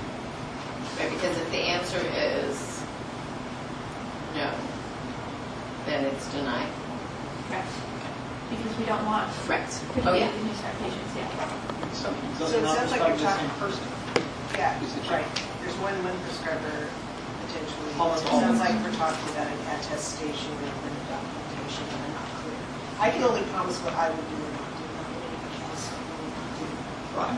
And if we think that it's important that a person who is taking an opiate should not also be taking a sedating medication, then maybe we need a hard stop at point of sale. And that is the intent of this question. Before they start on, we do allow up to 7 days without PA, but before they get that, 8th day medication, they would stop for PA. And they would be asking this question to make sure they are on board. So it would really be more like, has the pharmacy documented concurrent prescribing of these two drugs? If so, stop, or something of that sort. Well, it does raise some practical questions because the patient with multiple providers could have been stable on this multiple regimen, whether it's clinically appropriate now with guidelines or not. And this is not a new addition. This is something that's been going on, and now we're saying, we're not going to allow this to go forward. And so there has to be some quick adjustment with the patient, which is an interesting dilemma depending on the clinical sequelae and what you're trying to do, right? Well, and that's why this particular question is only in the initial approval criteria. It's not in the written criteria. So anyone that's been on therapy for more than 6 weeks. This is trying to prevent new Okay, combinations. so we're protected from that risk, really. Okay. I'm wondering though about patients, for instance, I've got patients who have been on, benzos since the 70s and, could take a year or more to taper off. They have to take it off before surgery. Right, but I mean, if they have an acute injury, Yeah. so then we're saying we just can't treat with it. You can, up to We're just 7 not days, seven it days, requires up to PA, that you can get 2 prescriptions, so up to 14 days within a 90-day period. For most acute conditions, that should be enough. I guess I'm more concerned about the language that I would prospectively promise that this thing didn't happen, that I have no control over, other than my own prescribing. Right, So you there's couldn't, some if you weren't prescribing language in there benzo, that- you would just not prescribe you. Yeah. Right. So the question that I have is then, well, if that's the concern, do we have appropriate DOR in place to prevent continuation of sedating medication when they are also receiving non-opiates? For most medications, so for benzos, we do have edits that stop any long-term benzodiazepine use. So anything beyond 30 days requires a PA, and at that point we ask about opioids. For sedatives, for use for insomnia, similar thing. So we allow 30 days every 60 days. So infrequent use, it's supposed to be targeting. But if you're on chronic use, requires a PA, and we ask about other sedating medications. But we don't have anything that if they filled opiates last week, they can't fill their benzo. Well, that's the edits that Rich talked about Yeah, earlier. right. That's supposed to be flagged for the pharmacy. But those aren't going to be hard stops. Those are just potential overrides. Ideally, once those are in production, those would be hard stops that the pharmacy has to be aware of and override. And because they're level 3, the pharmacy would get a notification with a messaging from us that doesn't just say PA, and it's a dead end, they go tell the provider, they can take action. I guess what I'm saying is, or what I'm feeling is, the prescriber who might attest, well, I'm not looking to prescribe anything for us, may be very sincere in their intent. And they just go there. And they go somewhere else, and they get a benzo, and they get a sedating medication, and then they die in the night, which would suck. Unless we had some systems in the pharmacy that really provide a hard stop. And if they provide a hard stop, then you don't need question 12. I do wonder, I think this is the next scenario of discussion from a practical application to a potential risk. So I guess my other question is, with all of this work, did we already have scheduled like some place where we do a kind of a DUR and summarize how all this is working, and are we seeing, maybe like how many times with co-prescribing are we seeing it each separate provider versus one provider, and are we seeing when it got denied that it all of a sudden reemerged from another provider? I mean, some way to kind of characterize this space to be able to judge risk better. I think we're trying to project potential risk here, and I wonder if we can we could consider as a committee being informed and then take action? Yeah, it's definitely a little bit early to look at our claims probably. We implemented these 7-day limits for short-acting opioids beginning of October. Yeah. That's the same time we started sending out letters for duplicate prescribing. And so we're definitely planning on taking a look at that policy. Probably we need at least 6 months of data, but So one thing we could consider doing as a committee, just to throw it out there, is we could wait to get that view to take further action if it felt necessary, as opposed to prejudge what could happen. I mean, 11 covers what I can Right. do. And we can, right, we can always go back, because I think there's some benefit, though, to doing this now, and then we can change our minds later, because I think that there are definitely some benefits to the change in the policy that we have in front of us. Right. If in 6 months we get data that says, maybe we need to go this direction with this question, we can always go back and change. And again, the goal of this was just to avoid abrupt discontinuation. Right. Where we're at now. So we're just trying to Right. move the needle and comport with prioritized list guidelines.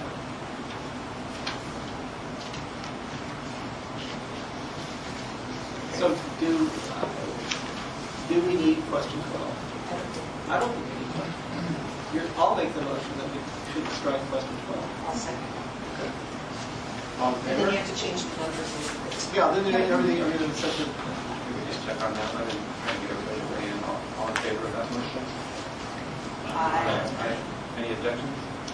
I was an aye as well. Okay, so that part is solved. all right, if we got questions about it. Thank you very much.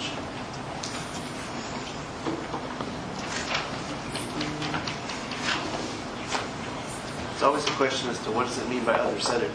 Benadryl? It just says other sedating medication. It's a hard one. So that's for both. I mean, CMS and the And again, Support that'll Act. carry over. While we just went through the long acting, question 12 is also 12 in the short acting, so we'll strike it there.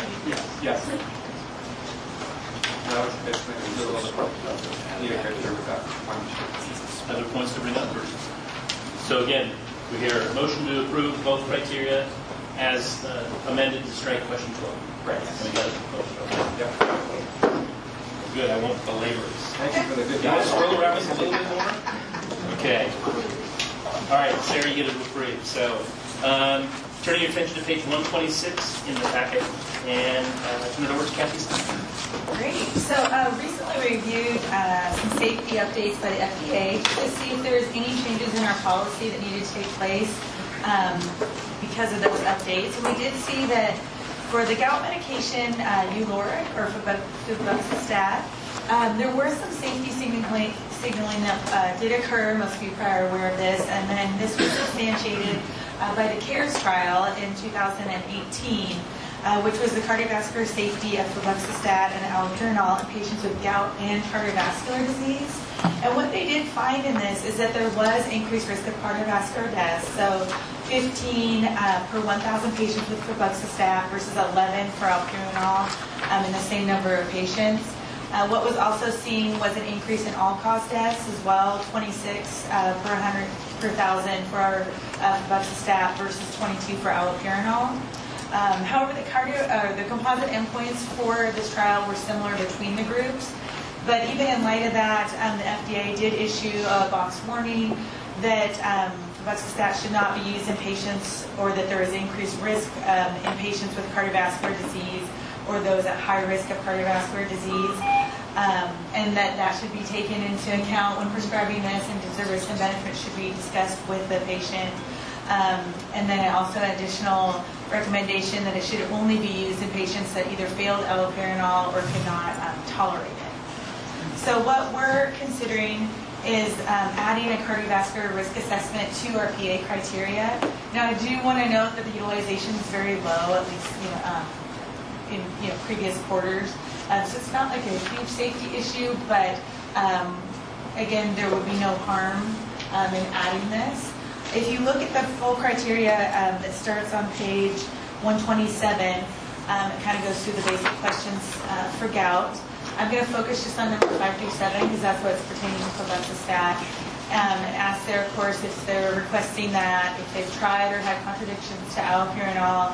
If yes, then what we're looking at is number 7 there, that is the patient at high risk of cardiovascular disease or have established cardiovascular disease. And if so, has the provider documented a risk-benefit assessment and then documenting that estimation to that and improving it. So pretty straightforward, not a huge change, but that's currently what I'm recommending. Any questions thus far? And then see if there's public comment. Yes. I would challenge this because the risk is so great, it's very small. I calculated it out, the number needed to harm for all of these endpoints is about the same as 250. So that means 1 out of 250 people statistically will have the bad outcome. Now, gout is a nasty disease, and I suspect that given the choice, there are some people who couldn't tolerate allopurinol, who would want this even if there is a slight increased risk of death because gout is miserable.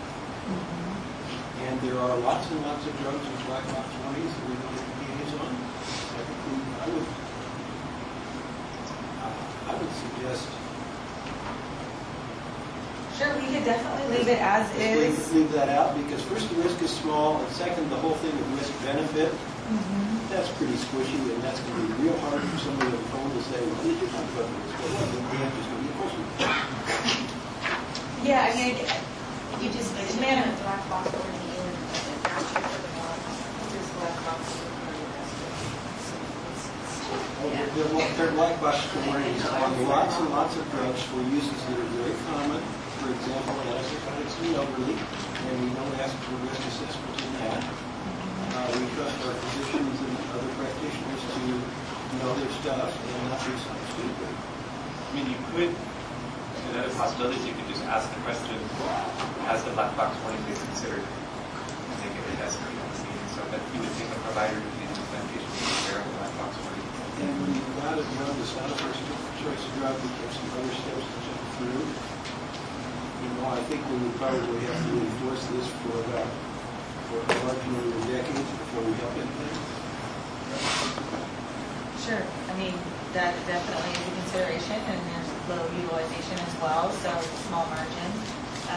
Just thought for completeness, we would bring it to your attention, and we could add it, but definitely we don't have to. So if that's the consensus of the committee, we can. Is anybody against taking that off? Utilization. What's the utilization you said? 2 claims for last period. Yeah. Send the facts to the provider and say, hey. Yeah. I mean, Yeah, it does seem to be like appropriate for a retro D or something, So after they're already on it, their cardiovascular risk that we may or may not be aware of, to send them a letter to say, oh, you might want to take them off this. We're just trying to get ahead of those next 2 claims, the next one. Yeah, I understand. Right. So this, The cardiovascular comes after the NSAIDs. I think this is a place we don't want to go, because if we were to be consistent with this, there are a very long list of very common drugs that have FDA warnings for certain uncommon situations. And if you look at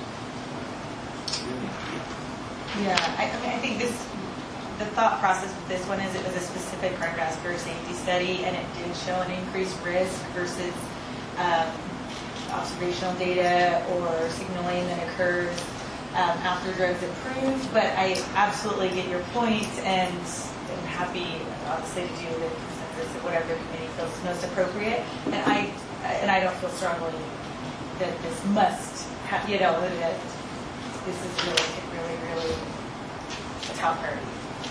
I would say the committee to consider, it's not only the individual decision for this drug, but collectively what we're asking our providers to deal with all kinds of different drugs and different criteria. It creates a global burden of in addition to individual correctness for a drug. So I think the risk-benefit question is an excellent one to see, are we getting the yield for this particular safety checkpoint? next slide. So at 2 a year, statistically, we will have 1 person per century. And then number like harm of 250. Yeah, that first one could be the second prescription, or it could be the third preeminent. So I have a motion to approve deleting 7. So you have a motion to reject this update? Right, just to keep. Just reject, yeah. Oh, deleting 7 and 8. Reject section. And leave it as is. Yeah. He stays in, so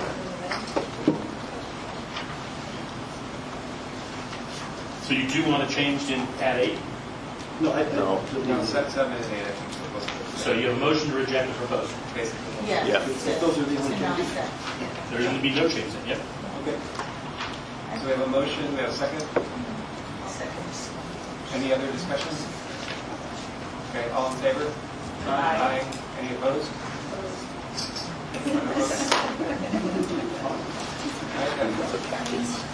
Motion passed. We can do that. Do nothing. How are you to do nothing? All right, let's take one more class before we take a break. One more to go. Great. Let's take it with. Like, we didn't have any public comment. Nope, I just to confirm, I have no public comment. We do on this next topic, but thus far we've had no one that signed up that was brought to my attention. Okay. So we're leaving with Kathy and page 130 in the packet. So the purpose for this glucagon review is that we'd like to create a PDL class for glucagon products currently non-existent, in part because we do have 2 new agents that have been approved that we'll talk about briefly. Evidence for this class is very sparse. There was 1 high-quality clinical practice guideline and then 2 studies. A little bit of background, we have 5 different treatments for this class. The first one, Vesquimi, is new, and that's a nasal spray in which requires no reconstitution and can be given to patients 4 and up. The second 2, glucagon and glucagon emergency kit, those both do require reconstitution, but they can then be given sub-Q, IV, or IM. And then the last 2 products are new as well, the Gvoke, in which it's an auto-injection that does not require reconstitution, and that's given sub-Q. Or it comes in 2 formulations, an auto-injection.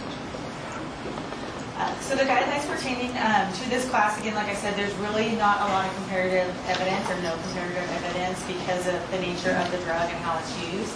Although the NICE guidelines from 2015 do recommend that glucagon be given for those people that are having a severe hyperglycemic or have severe hypoglycemia and require assistance. And at this time, the other products were not approved, so they were not included. The randomized clinical trials are in your packet, but briefly, the nasal spray, there was a non-inferiority trial that showed that it was non-inferior to IM glucagon.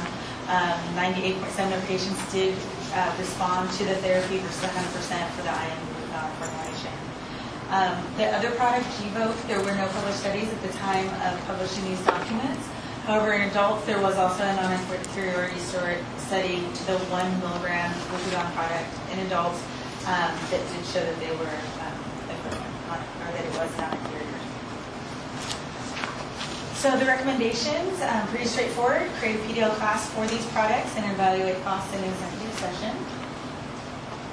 Are there any questions before public comment? All right, hearing none. First, we have William Lai. Did I pronounce that correctly? All right. William's representing Xeris Pharmaceuticals, the manufacturer of Gvoke. Yep. Hot seat, put the electrodes on so I can... As I discussed at the top, when we have public comment, we'll allow you up to 3 minutes. I'll have a timer. When we get down to a minute, I'll start to hold up a sign. If you don't need the full 3 minutes, you can get back to the committee stuff.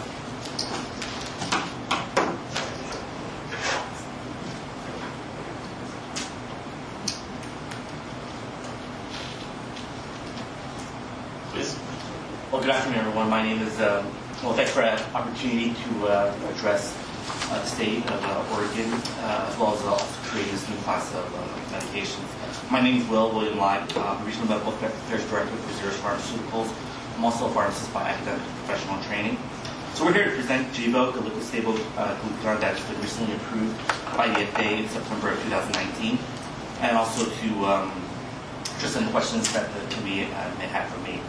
We're also here to provide a 3-minute testimony and to respectfully ask the committee to add Gvoke to the state PDL as another delivery option for patients who experience severe hypoglycemia. Approximately 7.4 million Americans are treated with insulin. In 2014, there were a total of 14.2 million emergency department visits for adults 18 or greater with severe hypoglycemia as the first listed diagnosis. Currently, standard of care for treatment of severe hypoglycemia is the glucagon emergency kit. The currently available lyophilized glucagon emergency kit that has a multi-step preparation as well as administration process. Handling difficulties and inaccuracies in administering it has been reported in literature. If left untreated, patients' condition may worsen to coma and or seizures. The American Diabetes Association standards of care state that patients with a blood glucose less than 54 milligrams per deciliter should be prescribed emergency liquid or emergency glucagon for such situations. Again, in September of 2019, the FDA approved the first and only pre-mixed, pre-filled, pre-measured liquid glucagon, both in a pre-filled syringe formulation as well as a auto-injector that's indicated for both adult and pediatric patients of age 2 or above. Both dosage forms, and I have it here if you want to take a look, are ready to use preparations with a 2-step administration process, and it's stored at room temperature with a 24-month shelf life. At the end of the day, this is really about convenience. The auto-injector is really like an EpiPen. Open the cap and essentially inject perpendicular to the skin. It has 24-month shelf life.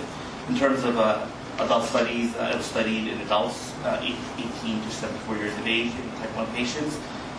Again, Gvoke was shown to be non-inferior to the standard of care and met all primary endpoints. Data was also studied in pediatric patients, likewise met all primary endpoints. We also done human factor studies, and we were able to show that 99% of patients who were exposed to the pre-filled syringe or the auto-injector were able to successfully use the product with or without training. So with that, happy to address any questions that the committee may have for me. Any questions? Thank you. We also have Anthony Wheeler. Anthony is Representative Eli Lilly, the manufacturers of Baqsimi.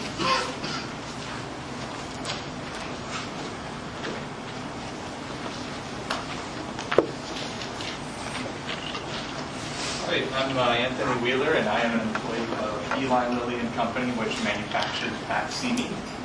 This is a nasally delivered form of glucagon, and it's indicated to treat episodes of severe hypoglycemia in adults and children with diabetes, stages 4 and above. There were 2 registration trials, which your report already mentioned, so I won't go into detail on those. There was a separate study, it was a simulated rescue study, where Baqsimi had a 90% administration success rate in both arms of participants who were trained or untrained on how to use the device beforehand. There were 2 other arms of participants who were trained or untrained on how to use intramuscular glucagon, or the emergency kit, which was mentioned earlier, and the administration success rate in those arms was between 0% and 15%, depending on whether the user was previously trained or not. There's 3 steps to using Baqsimi, which is to take a piece of shrink wrap off the device's container and then insert the tip of the device into a patient's nostril and then press a little plunger on the bottom, and that releases Baqsimi as a dry powder puff of the nose, if you will. And there are 8 steps to using the currently available glucagon emergency kit, and those include reconstituting the drug and then giving it as an intramuscular injection. Certainly see the full prescribing information for all of the safety details on Baqsimi, and I'm happy to try to answer any questions that you have. I have one quick question. So the population that was studied, what you just cited, just lately it's dawning on me how much infections are going around, and of course many of those infections affect the nasal passages and therefore could create some obstruction. So I'm just curious, was the population that was studied like exposed to real world, normal, the seasonality of it? I'm just curious if that was taken into consideration. The data that might answer your question came from a separate study. These were participants who had some kind of nasal congestion and may or may not have been on a nasal decongestant tube, and the device and the drug was still effective in those participants. And it's probably because the drug is absorbed quickly, so the patient doesn't have to inhale to get the Storage and shelf life? 18, I'm sorry, it was now 24 months. Initially in the PI was 18 months, and it's now 24 months. Room temperature? No, temperature excursions up to, I want to say, it's like 86 degrees Fahrenheit. Humidity is really the enemy of bacsemia, and that's why it's in that little storage container. And then temperature excursions downwards well below that.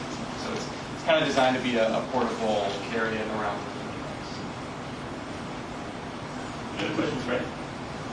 Thank you. Thanks. Thank you. So again, the recommendation in front of the committee is to create a PDO class for the products. We'll look at them in executive session. So we need a motion to approve making the PDO class. Second. All in favor? Any objections? Passes. Good. Let's take a quick 10, 15-minute break.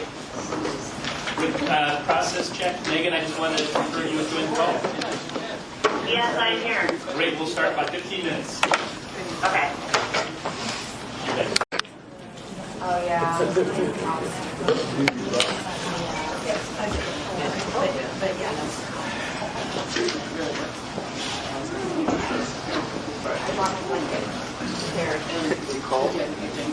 All right, the committee and the audience that's following online in the packet, draw your attention to page 138 in the B&T packet.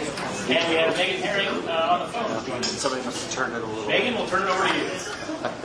Okay, can you hear me okay? Yeah. Okay. And my slides are up, I'm assuming? They are. Okay, so today I'm going to be talking about a new antibiotic, lefamulin. You can go to my first slide.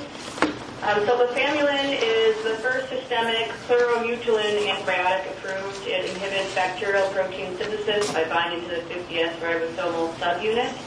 It's FDA approved for the treatment of community-acquired bacterial pneumonia. It's bactericidal against some bacteria, including strep pneumonia, H. flu, and mycoplasma pneumonia, and bacteriostatic against other bacteria, including Staph aureus. It does have in vitro activity has been demonstrated against methicillin-resistant Staph aureus, but safety and efficacy data has not been established in infections caused by MRSA, and it has no activity against Pseudomonas or other Enterobacteriaceae. Next slide. So just quick background of current standard of care for community-acquired pneumonia. There were new guidelines published by IDSA in 2019. And overall, there are many current antibiotics that are options for the treatment of community-acquired pneumonia. The choice depends on severity of illness, underlying comorbidities, likely pathogens, treatment setting, and adverse event profile. The first-line regimens typically include a macrolide or doxycycline in combination with a beta-lactam or a respiratory fluoroquinolone monotherapy. Next slide. So lefamulin was FDA approved based on 2 phase 3 multi-center, double-blind, non-inferiority trials evaluating lefamulin against moxifloxacin. These are LEAP 1 and LEAP 2 trials, as you can see in this table. The differences between the two trials, LEAP 1 included IV lefamulin, so lefamulin is available in both intravenous and oral formulations, compared to IV moxifloxacin. And LEAP 2 was lefamulin 600 milligrams orally Q12 hours compared to moxifloxacin 400 milligrams orally every 24 hours. It included adults with documented pneumonia, and in LEAP 1 it included patients with PORT class 3 or greater. PORT is just a score which assigns patients to one of 5 categories, which estimates the risk of mortality. And in LEAP 2, it included PORT class 2 through 4, so excluded very severe class 5 since they had to be candidates for oral therapy. The duration of therapy was 5 to 10 days, depending on the study, and there was a protocol change that did change the duration in week 1. And the primary endpoint was early clinical response at 96 hours in the intention to treat population, defined as an improvement in at least 2 signs and symptoms, no worsening signs and symptoms, and no additional antibiotics received. Next slide. You can see the results of the primary outcome, early clinical response, in both week 1 and week 2, the early clinical response rates were high, and both met non-inferiority margin when compared to moxifloxacin, a difference of 2.9% in week 1, which was the IV lefamulin, and a difference of 0.1% in week 2, which compares the oral antibiotics. And it was also non-inferior to moxifloxacin in the investigator-assessed clinical response, and there were no meaningful differences based on detected pathogens or other subgroups that were assessed. Next slide.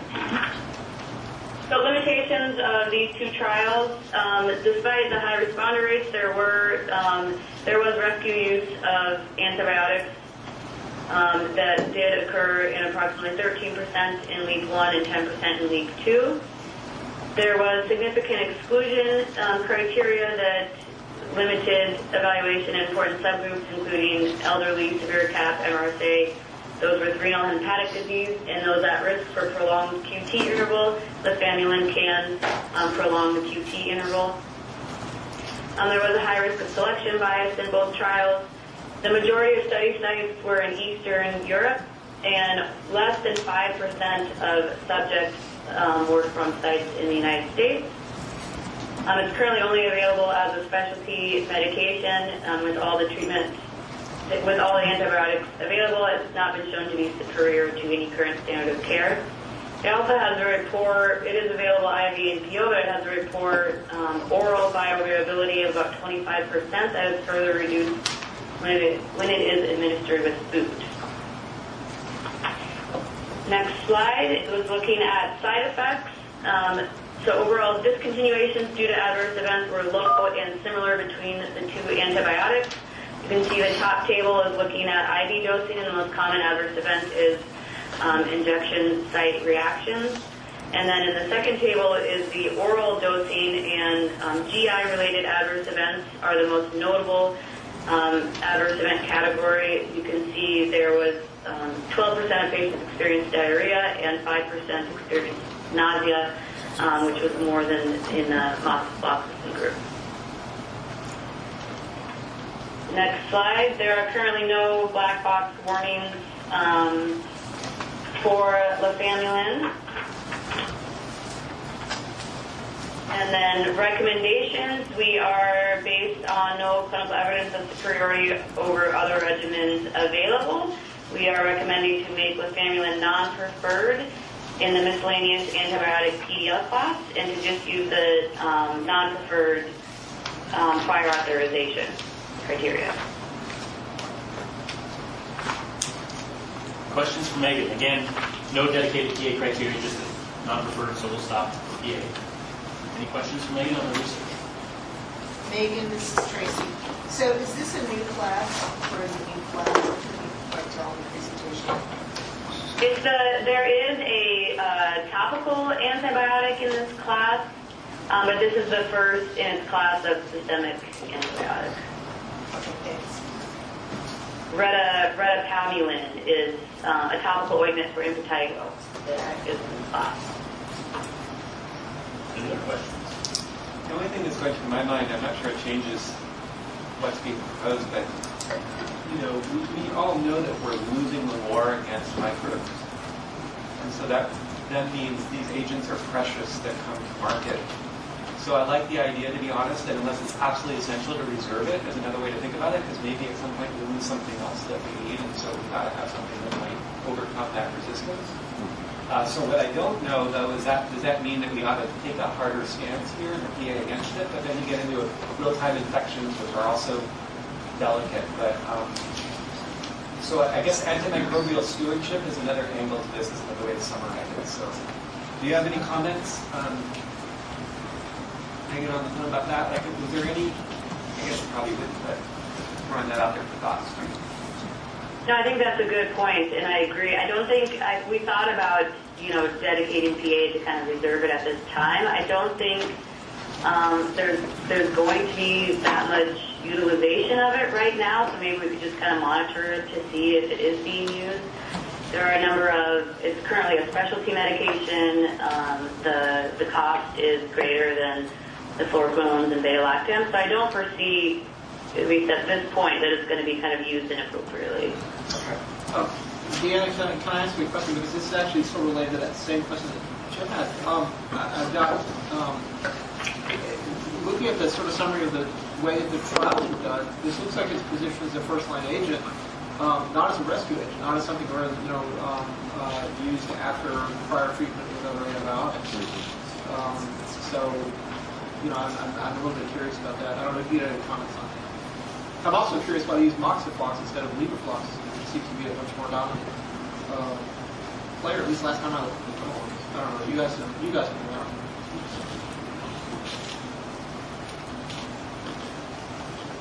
I think you're directing that towards Megan. Yeah. I'm sorry, Megan, not you. I'm sorry. Sorry, I was having a little difficulty hearing that question, but I think it was just clarifying if it was meant to be first line or a rescue antibiotic. Is that the question? Right, first line or rescue, and isn't levofloxacin much more widely used than moxifloxacin? Yeah, so I think, the way it was studied, yes, it can be used as a first line antibiotic for community-acquired pneumonia, but I think because we have, and what Jim's mentioning is the mechanism of this, at least as of now, they think that it's more resistant to some of the resistance to beta-lactams by the mycoplasma or by the strep pneumo, and so I think that's where antibiotic stewardship is kind of saving it until we need it when resistance is a concern against our more commonly used antibiotics. And I think, at least here, my experience is levofloxacin is used more commonly, but I think that's more of maybe just a formulary specific reason, less clinically based. I was going to say, I wonder if moxifloxacin was used more in Eastern Europe where most of the studies were done, so maybe that was the comparator that they picked. And levofloxacin was generic earlier than moxifloxacin. Oh, that was why it ended up as formularies for this versus. So again, the recommendation in front of you is to make this agent orally non-preferred in the miscellaneous antibiotics, and we apply our non-PDL PA criteria. Don't go out without them. Just make it out. And again, we can monitor utilization to see if that warrants us to come back with dedicated criteria, but for now, nothing is working. So, no public comment, so we've seen a motion of... Is there a motion to approve? Second? Second. Okay, all in favor? Aye. Anybody need to? Anybody opposed? Okay. Thanks, Megan. Thank you. Biologics, we haven't talked about those for a PMT meeting too, so we'll turn it over to Deanna.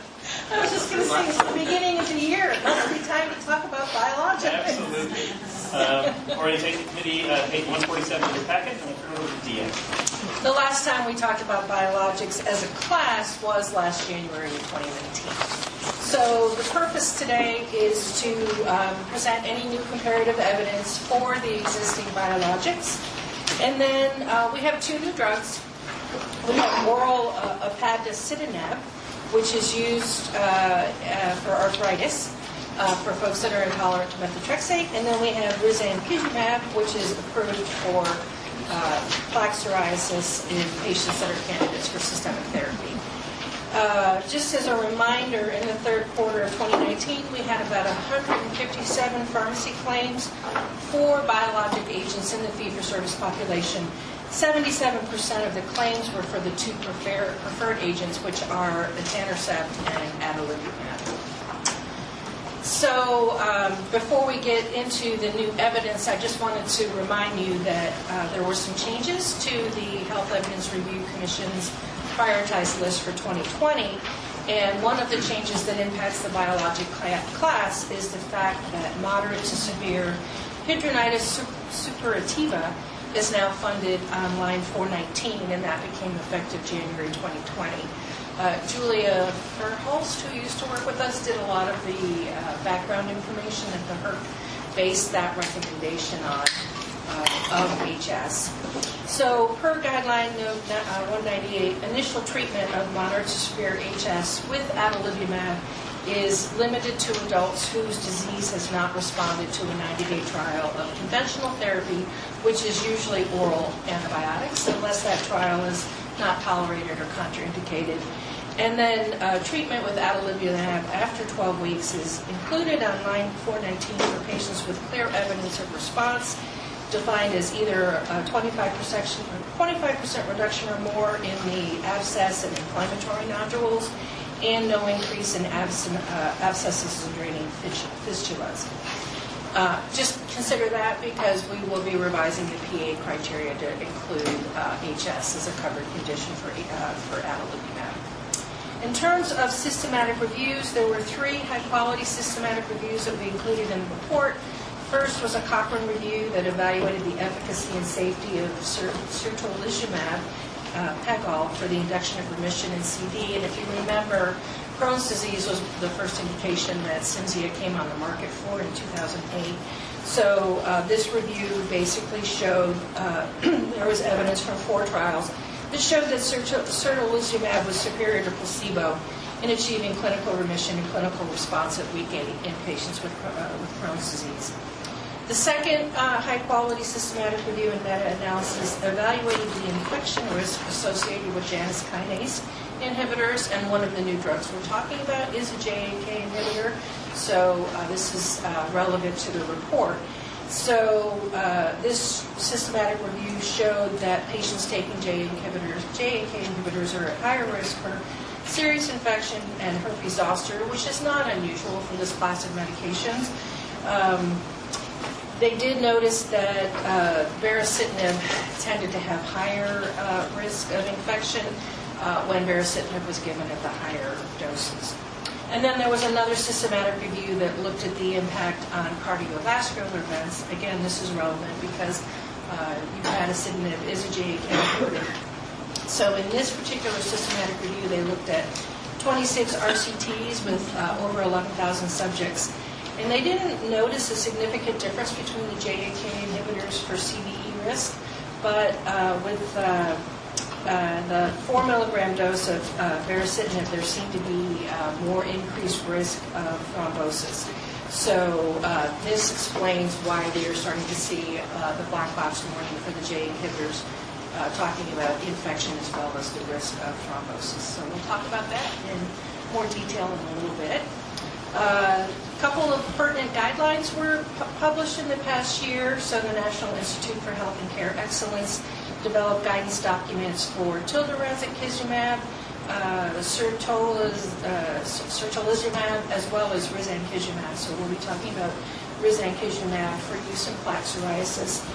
And then the American Academy of Dermatology and the National Psoriasis Foundation also came out with some guidance about treatment of psoriasis, and they found high-quality evidence to support the use of etanercept, infliximab, adalimumab, ustekinumab, secukinumab, izokizumab, guselkumab, and tildarazakizumab, and I'm sorry if I murdered any of those drug names, in moderate to severe psoriatic arthritis. Of note, when patients get some of the IL-17 inhibitors, which is secukinumab, izokizumab, or brodalumab, if they have a history of irritable bowel disease, that might be worsened if they get those medications. So that's a warning on the labeling for those drugs. And then brodalumab has a black box warning for risk of suicidal ideation. There were quite a few new indications for this class of drugs, which is another reason why we tend to review this at the beginning of the year. I'm not going to read all of these out to you, but just know that all of these indications will be incorporated into our PA guidance that we'll discuss in a little bit. So let's talk about the first drug, the upadacitinib, or Rinvoq. Like I said, it's an oral JAK inhibitor, and the FDA-approved indication is treatments of adults with moderate to severe rheumatoid arthritis who've had an inadequate response or intolerance to methotrexate. So this joins the other two JAK inhibitors, which are tofacitinib or Xeljanz and baricitinib. For your reference, all the RA drugs are outlined on Table 1, which is in page 153 of your packet. Sometimes it's easier for me to visualize all the drugs if they're organized by mechanism of activity and what their indication is for. The difference with these J and K inhibitors is as we see new drugs, generally they're more specific, and so this drug, upadacitinib, is a selective JAK1 inhibitor, which in theory means it would have less side effects compared to tofacitinib or baricitinib. The recommended dose of upadacitinib is 15 milligrams orally once a day via the extended release tablet, either as monotherapy or in combination with methotrexate or other non-biologic disease-modifying anti-rheumatic drugs. So for the sake of not having to go through all 4 trials, I just put them all on one slide so you can kind of compare this. These phase 3 trials were commonly known as the Select RA trials, and you can see that 3 of the trials basically compared upadacitinib to methotrexate, and they did use 30 milligram doses in these clinical trials. But what they discovered during the course of these studies that the clinical benefit of the 30 milligram dose was very small, but there was more side effects with the 30 milligram dose, so that's why the 15 milligram dose is the only FDA-approved dose. The Select Compare trial was the only one that compared upadacitinib to another biologic, in this case adalimumab, which is a TNF inhibitor. So it has a little different mechanism of action compared to upadacitinib. The exclusion criteria were previous exposure to a JAK inhibitor, history of inflammatory joint disease other than RA, and hepatic or renal involvement. And if you look, most of the trials were relatively small, except for the Select Compare trial, and they were relatively short. 12 to 14 weeks. Most of the trials enrolled patients that had inadequate response to methotrexate, with the exception of the Beyond trial, which enrolled patients that had tried a biologic DMARD. This slide I know is very busy, but I was just trying to stay consistent with sharing the different trials. And basically, when compared to placebo, upadacitinib had good results on the ACR20 response. As a reminder, we have ACR20, ACR50, and ACR70. The ACR70 is a 70% response on the 6 domains that they look at when they're assessing RA. The FDA has said that ACR20 is sufficient for clinical trials, so that's probably why they used ACR20. Question? Just a question about the Select monotherapy. You said the inclusion criteria for that was inadequate response to methotrexate, but that's on the arms. Right. And they're still including, they could continue methotrexate in all of these trials, except for the last trial, which was the monotherapy trial. Okay, so methotrexate may have been in the background on a portion. Yes, for all 3 trials except for the monotherapy trial. So it was basically an add-on therapy, which is part of the indication for it. It's recommended as add-on therapy. The DAS-CRP is another indication of RA improvement. That was the outcome for DAS-CRP less than 3.2. That was in 3 of the trials, except for the Select Compare. They used the DAS-28-CRP of 2.6, which implies remission for RA. The DAS-CRP is required for the European Medications Agency, so that's why they use the co-primary endpoints of ACR and DAS. So as you can see, the results were fairly robust when compared to placebo. Number needed to treat ranged between 3 and 4 for all the trials. And then when it was compared to adalimumab in the Select Compare, the number needed to treat was 10.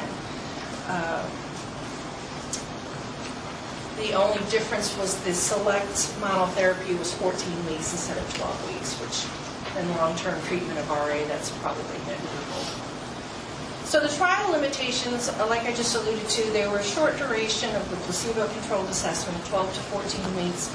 Some of the trials are relatively small, ranging from about 500 to 600 subjects. There was one trial that was over 1,000 patients. Only one trial, the SELECT trial, compared progressive structural joint damage. And then there was a lack of geographic diversity. SELECT Compare had about 19% of patients from North America, and SELECT monotherapy was about 30%. We don't have sufficient evidence to compare upadacitinib with other JAK inhibitors or biologic DMRs besides the one adalimumab trial. In addition, we don't have evidence for long-term efficacy, long-term safety, remission rates, or functional improvement long-term. Clinical safety, this chart is on page 166 of the packet. So the biggest safety issue that they saw with upadacitinib compared to placebo was pneumonia, which occurred more frequently, and then nausea, cough, and fever. There is a black box warning with upadacitinib, like I alluded to, mostly about serious infections, but thrombosis is also listed, including DVT, PE, and arterial thrombosis, as was presented in the systematic review earlier. Moving on to the second drug, risankizumab, or Skyrizi. So this is an interleukin-23 antagonist, and its FDA-approved indication is treatment of moderate to severe plaque psoriasis in adults who are candidates for systemic therapy or phototherapy. The other DMARDs that are approved for plaque psoriasis are on page 155. For comparison, there's only two other IL-23 antagonists on the market, Tremfya, which is given every 2 months, and Ilumya, which is given every 3 months. The approved dose for risankizumab is 150 milligrams via sub-Q injection at week 0, 4, and then every 12 weeks or every 3 months thereafter. It's supplied as a 75 milligram single-dose pre-filled syringe, so for each dose, 2 injections have to be administered at different anatomic locations, which might make the dosing a little bit more difficult if somebody has to get 2 injections. The clinical efficacy was evaluated in 3 different trials. The first 2 trials were very similar, where they compared risankizumab to placebo, and then they included usticimab, which is that's an IL-23 inhibitor as well, or maybe it's an IL-12-23 inhibitor. And then the IM-Vent compared it to adalimumab. The inclusion criteria was very similar. It was adults with chronic plaque psoriasis that had over 10% body surface area involvement, and they had a psoriasis area and severity index greater than 12, and the static physician's global assessment scale was quite greater than 3. So the biggest difference between these trials was the comparator agent, either usticimab or adalimumab. The exclusion criteria was non-plaque psoriasis, drug-induced psoriasis, any ongoing inflammatory diseases, and then prior exposure to these drugs. So here are the co-primary outcome results. So they looked at PASI 90, which is, that shows dramatic improvement in the psoriasis, as well as the physician's global assessment of 0 or 1, which means it's almost clear or all clear. So the trial showed pretty much that risankizumab was more effective than usticimab as well as adalimumab, with numbers needed to treat ranging from 2 to 4 in the PASI 90. Do you recall in the study, was there any characterization of the production of anti-drug antibodies? No, these were short-term. Okay. I put the duration here, let's see. 16 weeks, and it takes a little bit longer. So that's a good question for any of these drugs. Right. So the trial limitations, like you alluded to, Jim, they were short-term. They were mostly in predominantly white and male populations that had stable, moderate to severe plaque psoriasis. The other thing is a lot of these trials took place in Europe, so they used the EU-approved usticimab or Stelara, which might be considered distinct from what's approved here in the United States, so just something to consider. And then the geographic distribution from the different countries was not provided, so that was difficult to assess. We don't have any direct evidence comparing risankizumab to other IL-17 inhibitors or the two IL-23 inhibitors, just Stelara, which is a IL-12/23 antagonist, and adalimumab. And we don't have long-term safety information, and these were relatively short-term trials. In terms of clinical safety, again, we saw upper respiratory infections and, not surprisingly, injection site reactions because it is an injectable medication.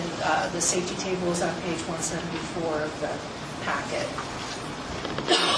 So moving into the recommendations, we'd like to modify the PA criteria to reflect the prioritized list of services, so adding adalimumab for moderate to severe HS, and then adding all those indications for the drugs that have come out over this past year. So if you go to page 190, that's where the PA criteria, the revisions are in the packet. So for the first thing we want to do is revise Table 1 to reflect the expanded indications and the revised PERT funding. And then we would revise line 6 to include axial spondyloarthritis for certolizumab, and then oral ulcers associated with Behçet's disease for apremilast. Excuse me. And then we're going to modify line 13 to include the assessment that was previously in line 15, which was to make sure that they are not on concurrent DMARD therapy or have plans to continue concomitant use. In line 14, we were going to put all the JAK inhibitors, so tofacitinib, baricitinib, and upadacitinib. And then for the renewal criteria, we were going to add an assessment of adalimumab for hidradenitis suppurativa to make sure that their condition has improved. That would be line 5 in the renewal criteria. Line 3. And using the guideline note about the reduction in the abscesses and no draining or fistulas. So any questions about changes to the biologic? So for the table 1 in the PA criteria, do we need to add another column that says HS for moderate to severe HS? What we did under adalimumab, you see where it says HS greater than 12 years old under other conditions? Other. Far right column, second line down. You see where it says HS greater than 12 under adalimumab? It's underlined. Okay, I'm fine. It's on page 190. Second row. Far right column, other. So pretty much all of the kind of catch-all, any of the unusual indications are in that column. Okay, gotcha. Yeah, this table 1 is an ongoing effort to maintain it with any new indications that come out. No question, but a request. And you guys may have to help me because maybe I'm remembering wrong. But I think maybe 2 or 3 years, the first time we reviewed this class, you guys put together this table, and it was like by mechanism of action, and then it had all the indications, the dosing, and then the major side effects, and it was everything all together. So it was kind of like what's in your PA criteria, but it was grouped by mechanism of action, and then it had dosing in there as well. Am I remembering this correctly? Well, it's in my desk. I know somebody made it and it wasn't me. It's and I use it all the time. And you want it updated. And I want to update one. Okay. Because if you look in the background, there is a table for RA. Yes. But it doesn't. The dosing is embedded underneath the drug. I'm just throwing out there to move forward. So did you look at table 1? Was that Yeah, but it was all the biologics, like for everything. Okay, because we have table 1 and table 2, because mostly for this one it was RA and plaque psoriasis. I know, Which and I is could. I was like, I forget. So yeah, I just didn't know. We'll have if to there go was back one and look at floating that table, because I do think that was probably one of the first things. It was, yeah, it's been a while ago, but I was like, oh, Yeah. you know. So did it have, was the table that said generic name, brand name, pharmacologic category, indication, route?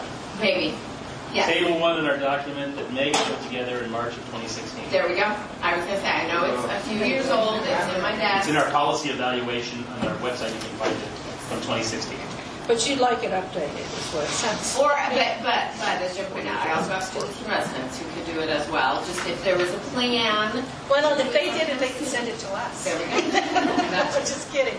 But for the meantime, you could use table 1 and table Yes. 2. Oh, yeah. Because that's the thing, you know, Crohn's disease and ulcerative colitis, you know, it's going across the board. I think the only drug that has approval for all of the indications on that table is Humira. Right. Well, it is fair to just recognize, though, that if it can be updated and made useful and sent out as part of communications, and you want to put a few things that you want people to pay attention to when they look at this space, it gives you the permission to add that to that resource. Right. The main thing why it was useful is obviously if they've tried and failed in one mechanism of action, then I can pick a different one, pick a different drug and a different mechanism of action. And you know, we typically go sub-Q because these are mostly outpatients and they don't want to come in and get. You don't have a lot of people wanting Xeljanz? Well, we do. Yes, we do have people asking all the time. But, yeah. Being advertised. Yes, that's exactly right. You know, because we were talking earlier about the percentage of people who are using one of the preferred products. Right. The preferred products cover the biggest range of diagnoses. And so to me, it's actually disturbing when you say that 77% of the claims are for preferred products. Because I think that greater than 80% of the conditions would be treatable with the preferred Some of products. that 23% though might have been treatment failures in one of those. Yeah, Right. and then that's back to my same question, is like, well, is it treatment failures and failure Right. to treat? And I didn't go through it, but on page, in the background, page 151, the use for the other drugs, I basically didn't pronounce say all those drugs. Right. I Just what I skipped over. Yes. But it is in, at the second to the last paragraph from the bottom, shows you the other use, and we'll talk more about that when we get into exec session, but sometimes it might be that they don't do well with adalimumab or etanercept, so they'll switch to another agent. So the other thing that I didn't get to is we did change the, there's one more set of criteria, the Benlysta, the belimumab. We typically don't talk about this in the context of the biologics because it's approved for SLE, but it did get the expanded pediatric indication for patients aged 5 years and older. So we just unfolded it in this review. So that's the other, from the next slide here. That criteria is on page 199. Yeah. So was there any other comments about the biologic PA criteria? I will say at one point we had kind of debated, is there a better way to look at this class? Because it's so big, and I know places like Providence, they do the TNF inhibitors separate from maybe the interleukin inhibitors, and that's something that we've kind of struggled with is how do we make this class a little bit more manageable so it's not so rigorous for you to kind of go through all of this. So I don't know that you can. I mean, right. I don't know that you can. Like, You have the lines blur so much between mechanism of action and they're all getting different indications. Yeah, well, and you know, then you've also got the question of, well, so how many times do you use as monotherapy? How many times do you use as combination therapy with other agents? You know, and so then maybe the other question is like, well, can you go bigger? So you see all of us pass out, you're good to go. Which is why this is usually presented towards the end of the meeting. I think we do have public comment if there's no more questions about the PA criteria. Anything else for Pete? All right, Anthony Wheeler, we'll invite you back up. Again, Anthony is a representative for Eli Lilly. He's speaking on cults. And I apologize if I murdered the name of is it Well, that's fine. Say it fast with conviction in your head. I'm still Anthony Wheeler, and I'm still an employee of Eli Lilly and Company, which manufactures Pulse. This is also known as ixekizumab. This is an IL-17 inhibitor, so the same class as Cosentyx or secukinumab. It's a subcutaneous injection. It was originally approved a few years ago for the treatment of plaque psoriasis, and it's since been approved for psoriatic arthritis, and was approved last summer for ankylosing spondylitis. You've reviewed this drug plenty of times before, so I just want to provide an update of 2 studies that have been finished since your last review. First is a study called XORA-R. This was a randomized controlled trial that compared Taltz with Tremfya or guselkumab, which is an IL-23 inhibitor. This was in participants with plaque psoriasis. In this study, Taltz demonstrated superiority to Tremfya on the primary outcome measure, which was PASI 100, or complete clearance of skin lesions. The other study was called Spirit Head-to-Head, and this was a randomized controlled trial that compared Taltz with Humira or adalimumab in participants with psoriatic arthritis. The Taltz demonstrated superiority to Humira in this study on the primary outcome measure, which was the simultaneous achievement of ACR 50, or a 50% reduction in RA symptoms.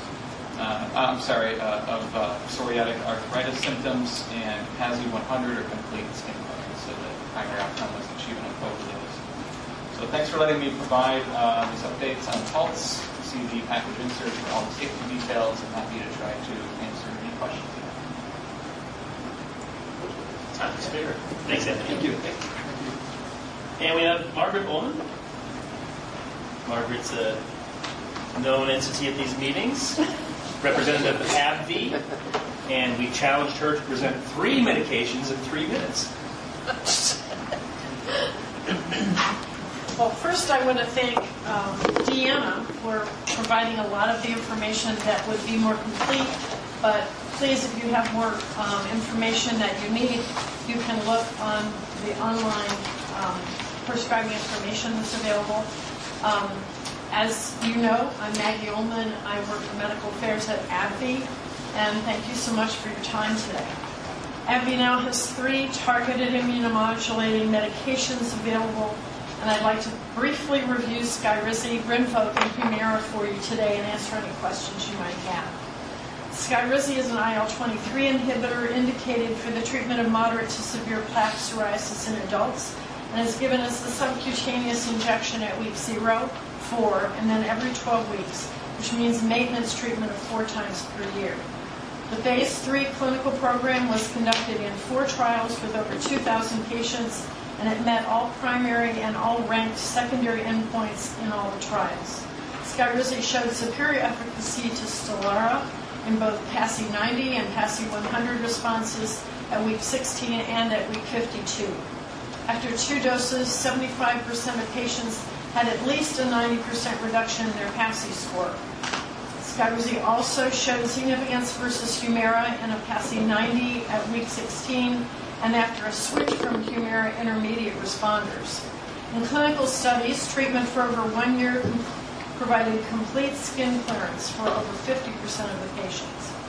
The incidence of adverse reactions in the integrated analysis was similar for Skyrizi, Humira, and Stelara in both the short and long term.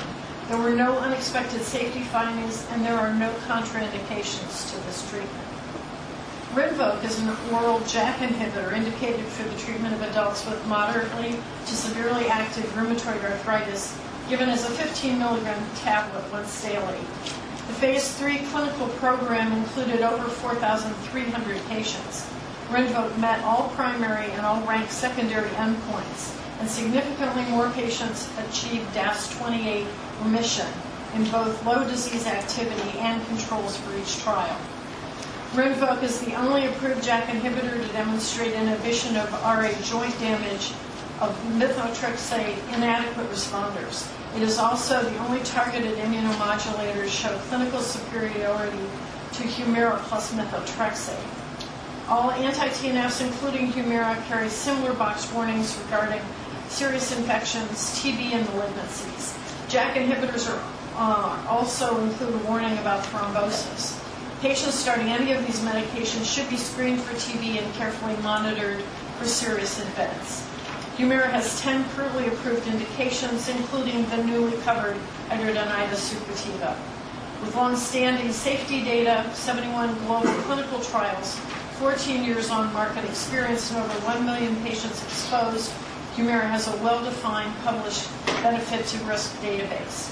In summary, I respectfully urge the committee to maintain preferred status of Humira on the PDL and to add Skyrizi and Rinvoq as available treatments for the Medicaid patients in Oregon.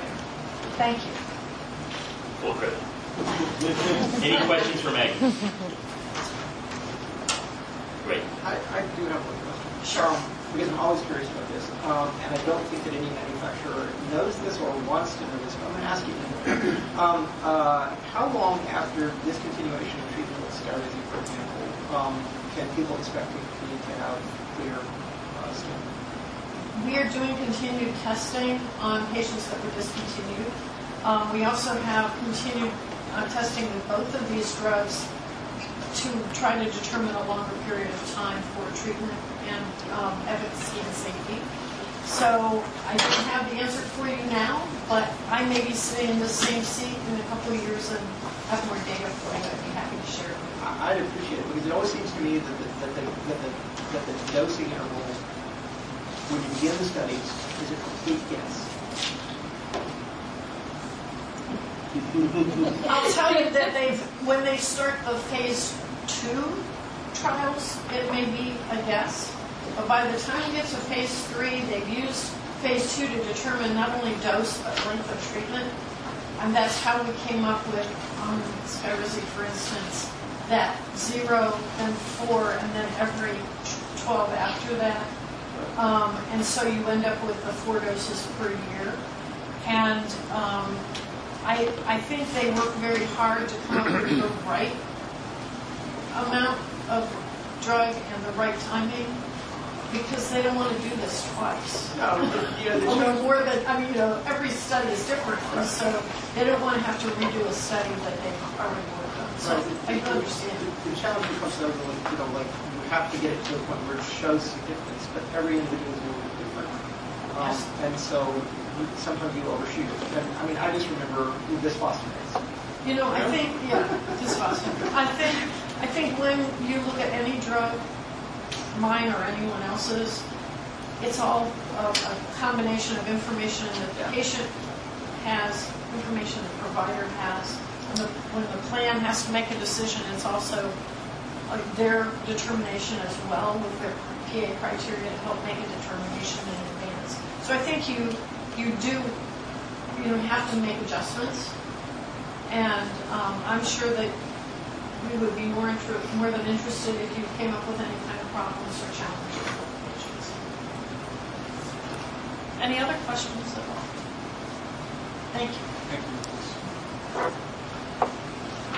So again, the recommendations in front of the committee are to modify the PE criteria to reflect the revisions to the prioritized list, which includes adalimumab being now funded for hidradenitis suppurativa. Modify the PA criteria to reflect those updated indications and age ranges that Deanna pointed out and included in her presentation.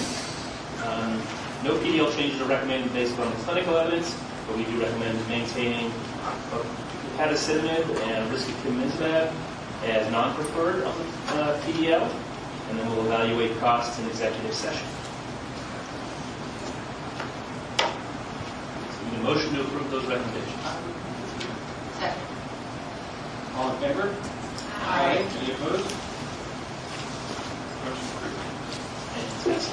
All right, home stretch. We'll turn it back over to Sarah Servit, page 22 in the packet. We have the narcolepsy class update. Okay, so just a little bit of background.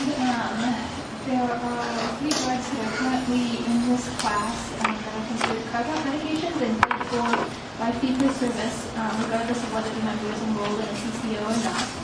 Those are modafinil, armodafinil, and soranfetol. Sodium oxybate and new drug, pitolisant, that we'll be talking about today, are classified as physical health drugs. And so those drugs are paid for only by fee-for-service if the member is enrolled in fee-for-service. We currently do have safety edits for modafinil and soranfetol, where there's to limit use for off-label indications for which there isn't any evidence of benefit. And then evidence of efficacy for continued use beyond 90 days is required in order to get continued therapy for all of these medications. There were 3 systematic reviews that were included in this update. Last time we reviewed this class was in July of 2019. 3 systematic reviews found insufficient evidence for use of modafinil, or I should say armodafinil, for fatigue in patients with prior stroke, primary brain tumor, or patients on palliative care. A systematic review in patients with obstructive sleep apnea who were adherent to CPAP treatment found improvement with modafinil and armodafinil compared to placebo. The difference in the proportion of patients with an ESS score less than 10 was 59% with treatment versus 31% with placebo based on low-quality evidence. The average ESS score was an improvement of about 2 points.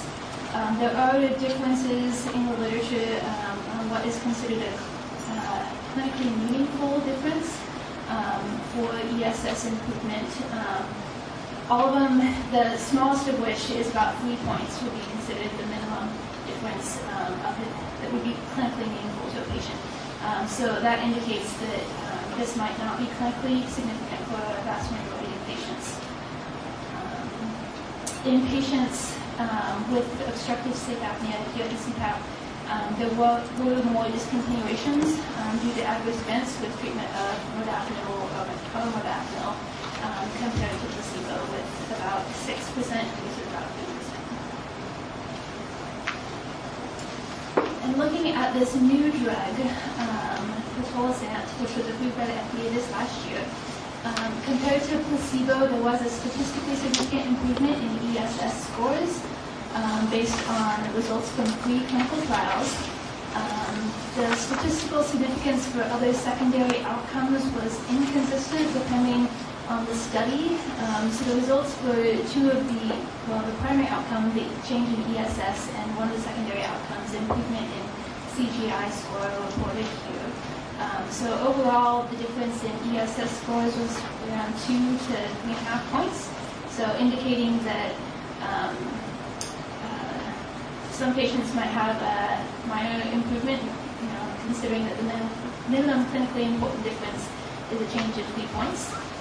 Change in CGIC score supported those results, although differences were not reported and statistics were not reported for all studies.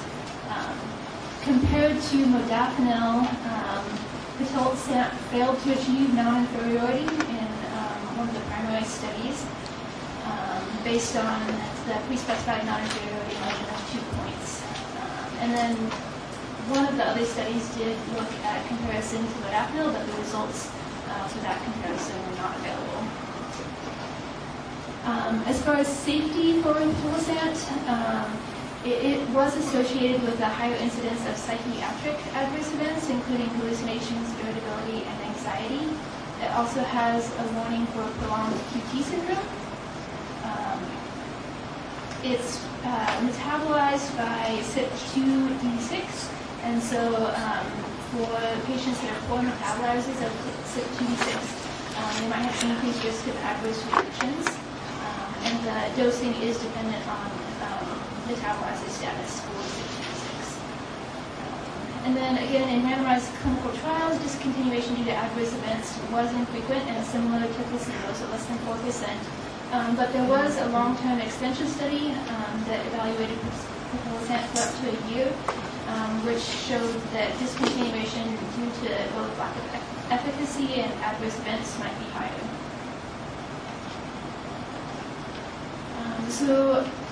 With regard to trial limitations for this new drug, there was unclear risk of selection bias due to imbalances in baseline characteristics for the majority of the studies, and high or unclear risk of attrition bias and reporting bias.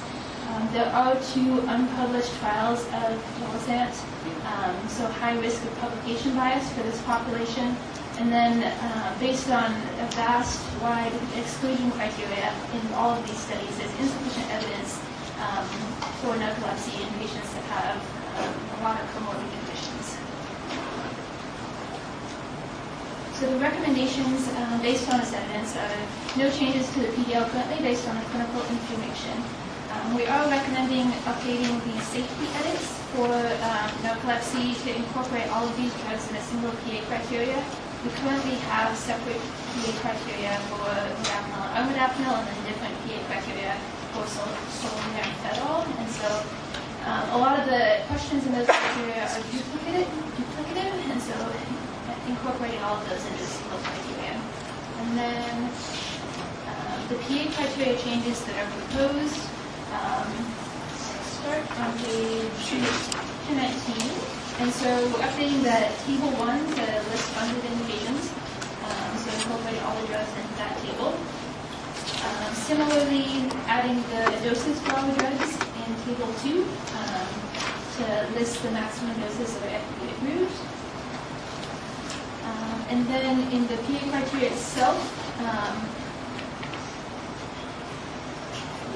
question 4 directs people to the renewal criteria if it's a patient for which has a PA previously approved in the fee service program.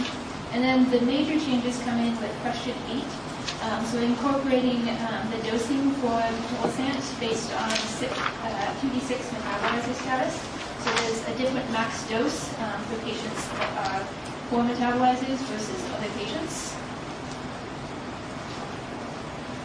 And then other changes are in questions 9 through 14. And so these questions are very similar to the questions that are already in the solriamfetol PA criteria. This would just be combining them into this single criteria and then adding pitolisant to question number 10 and 11 to assess whether the patient has end-stage renal disease, since use in that population isn't recommended.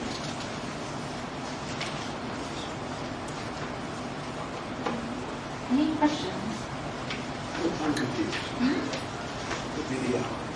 So this would be non-preferred? There isn't. I'm not making a recommendation on preferred and non-preferred status based on the clinical evidence, just because the efficacy was comparable to modafinil, although the evidence is very poor. So that could be an argument to make it non-preferred if you wanted to make that recommendation. The other question is, where do opinions and opinions in the cell constellation? What do the old-fashioned standard treatments? That's a good question. The current guidelines recommend them as second-line therapy. I don't know that we have any direct comparative evidence, particularly for these newer agents. And we treat them separately currently as physical health drugs, primarily for. Just a question, you say the correct guidelines written by? Good question. I'm not particularly, I'm more interested in evidence than guidelines. Well, I'm more interested in who's writing the guidelines. You're on the same page. 2007. American Academy of Sleep Medicine. Right, so you can visit the website and see their program. And there aren't any recent guidelines on narcolepsy that we found at all. When we have a new drug that is failed or non-inferiority established drug that is available generically, I think that would be a very strong vote not to do. I can see that, definitely. And so how do we handle these drugs when we have them coming out of different pockets? Because it depends on who you ask as to what are the preferred quote-unquote drugs for these conditions. And there are some drugs that are generic that are widely used that are included. So just for clarification, pitolisant, when it came to market, was coded as non-preferred. So currently it is non-preferred, right? Because that's how we treat new drugs in the PDL class. But because it's a blended class with solriamfetol, which is a carve-out drug, we can't make that non-preferred. We can make it voluntary non-preferred, but it's part of the bigger basket that just fee-for-service pay for, not CCS. That was super clear. Well, Well, we can't say non-preferred for carve-out drugs. Oh, so this is one of those where we can say that. No, we can for this one, but this one, but the other one's in the class, right? So the total SAM, we can say it's physical health, it's only paid by fee-for-service. If it's a claim for a CCO member, the CCO deals with it. And when that came to market, we made it non-preferred. Right? I think that's the right decision. Yeah. And so the decision would be up to you. And so clinically, Sarah couldn't change that recommendation. And we'll look at pricing. And then it would be up to you if you wanted to change the recommendation the OHA has made it preferred. Okay. So you're not making it. The vote here is will not make it preferred. Right. Okay. That's all I was. Just for consistency's sake, I also. really was confused. For number 14, like, is there enough evidence? Because remember the last time we decided we were going to take out that question about cardiovascular risk. Do you feel like, is there sufficient evidence here that you want to leave that in? And so this question, you're asking about documenting recent cardiovascular risk assessment. So that is actually prescribing information for sorbitol. Okay, I just wanted to make sure because we wait for that. So on the renewal part, number 5, the where it says documentation of clinical benefit and tolerability for baseline. Are we trying to get anything definite? It's kind of vague. So the FDA considers 3 points, consider, ineffective. A little more. We could certainly do that details there. Are we getting a yes or no responsibility with the criteria? Or like definite answers, definite responding.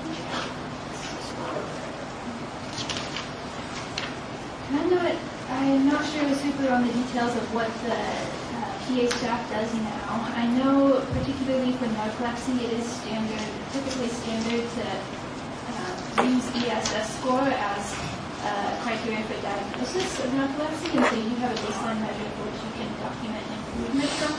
I don't know if there's a current cutoff for what we consider to be clinically significant. It seems it's not in the criteria. So it could be 1, and that's not really considered much of an improvement. But FDA considers changing 3 points representative of improvement. So we could add that into That was really the area. But maybe it's a different program.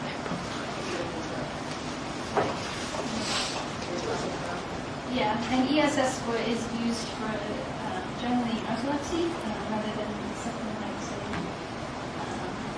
depression might use different criteria, but if they are evaluated for ESS score, so you could add documentation of 3 points on the ESS score.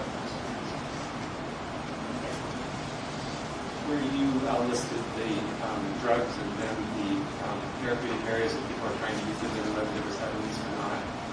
I don't think it's going to change our decision today, but could you double check to make sure there's no utility in seizure disorders?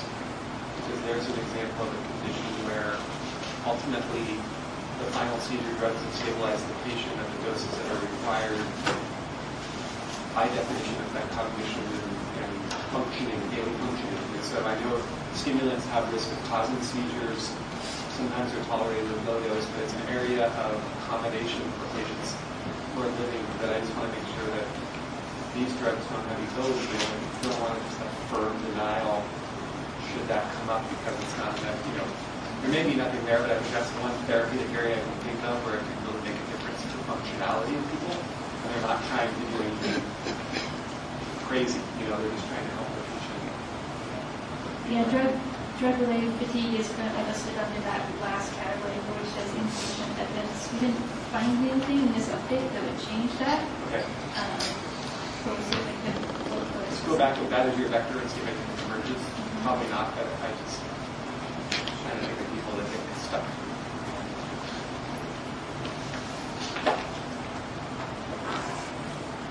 So was there those criteria? So the edit that I have to the proposed criteria is to include in the renewal criteria a note indicating what ESS score would be considered. So the recommendation in front of the committee, no PDL changes recommended on clinical information, update the safety edits for narcolepsy drugs, incorporated all into one single criteria as amended, and then we'll evaluate costs in executive session. I move to accept that. Okay. All in favor? Aye. Any opposed? Motion approved. By the way, I'm always an aye unless I say a nay. So moved. Great. At this point, we're going to be going into executive session. For any members of the audience, I need to read a public service announcement. I'm going to ask you to leave the room, discuss confidential pricing, and we'll invite you back in the room before we make any decisions. No decisions will be made in exec session. So, P&T Committee will now move to executive session for the purpose of consideration of information or records that are exempt from disclosure guidelines. The executive session is held pursuant to ORS 192.602F and ORS 443.561 and 2, which allows the P&T Committee to meet the executive session to discuss reviewing confidential drug pricing information, including substantial cost differences between drugs within the same therapeutic class that is necessary to make a final recommendation that will comply with the requirements of ORS 414.353. Representatives of the news media and designated staff shall be allowed to attend the executive session. All other members of the audience are asked to leave the room. Representatives of the news media are specifically directed not to report on any of the deliberations during the executive session, except to state general subject of the session as previously announced. No decisions may be made in executive session. At the end of the executive session, we'll return to open session and welcome the audience back in the room. Welcome. We're back into open session. So, for the committee, I just want to confirm with you, should I lump all the recommendations from the executive session into one recommendation for a vote, or do you want to take them independently? I say lump them. Lump them? Okay. So, after review in executive session, in regards to the immunosuppressants, the committee is recommending to make all treatments preferred. For the diabetes insulin class, to remove the PA for insulin detamir pen, the Levemir Flex Touch, and to make all forms of insulin Lispro preferred, with the exception of Admiralog. For the diabetes glucagon class, recommendation is to make glucogen, then the glucagon emergency kit, and Baqsimi preferred, and to make Gvo non-preferred. In the biologic autoimmune, the recommendation is to make secukinumab preferred. And in the narcolepsy class, the recommendation is to make modafinil and armodafinil preferred. Need a motion to approve those recommendations? Motion. Second. All in favor? All in favor?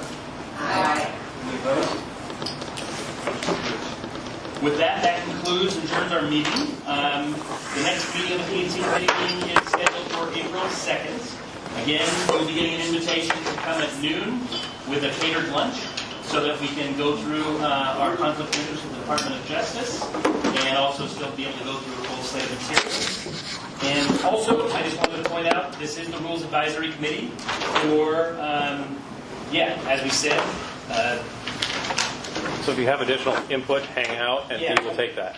410-121-0030 and 410-121-0040. So if you have a public comment you want to provide to the OHA for the RAC, please stick around, and that will be accepted by D. Weston.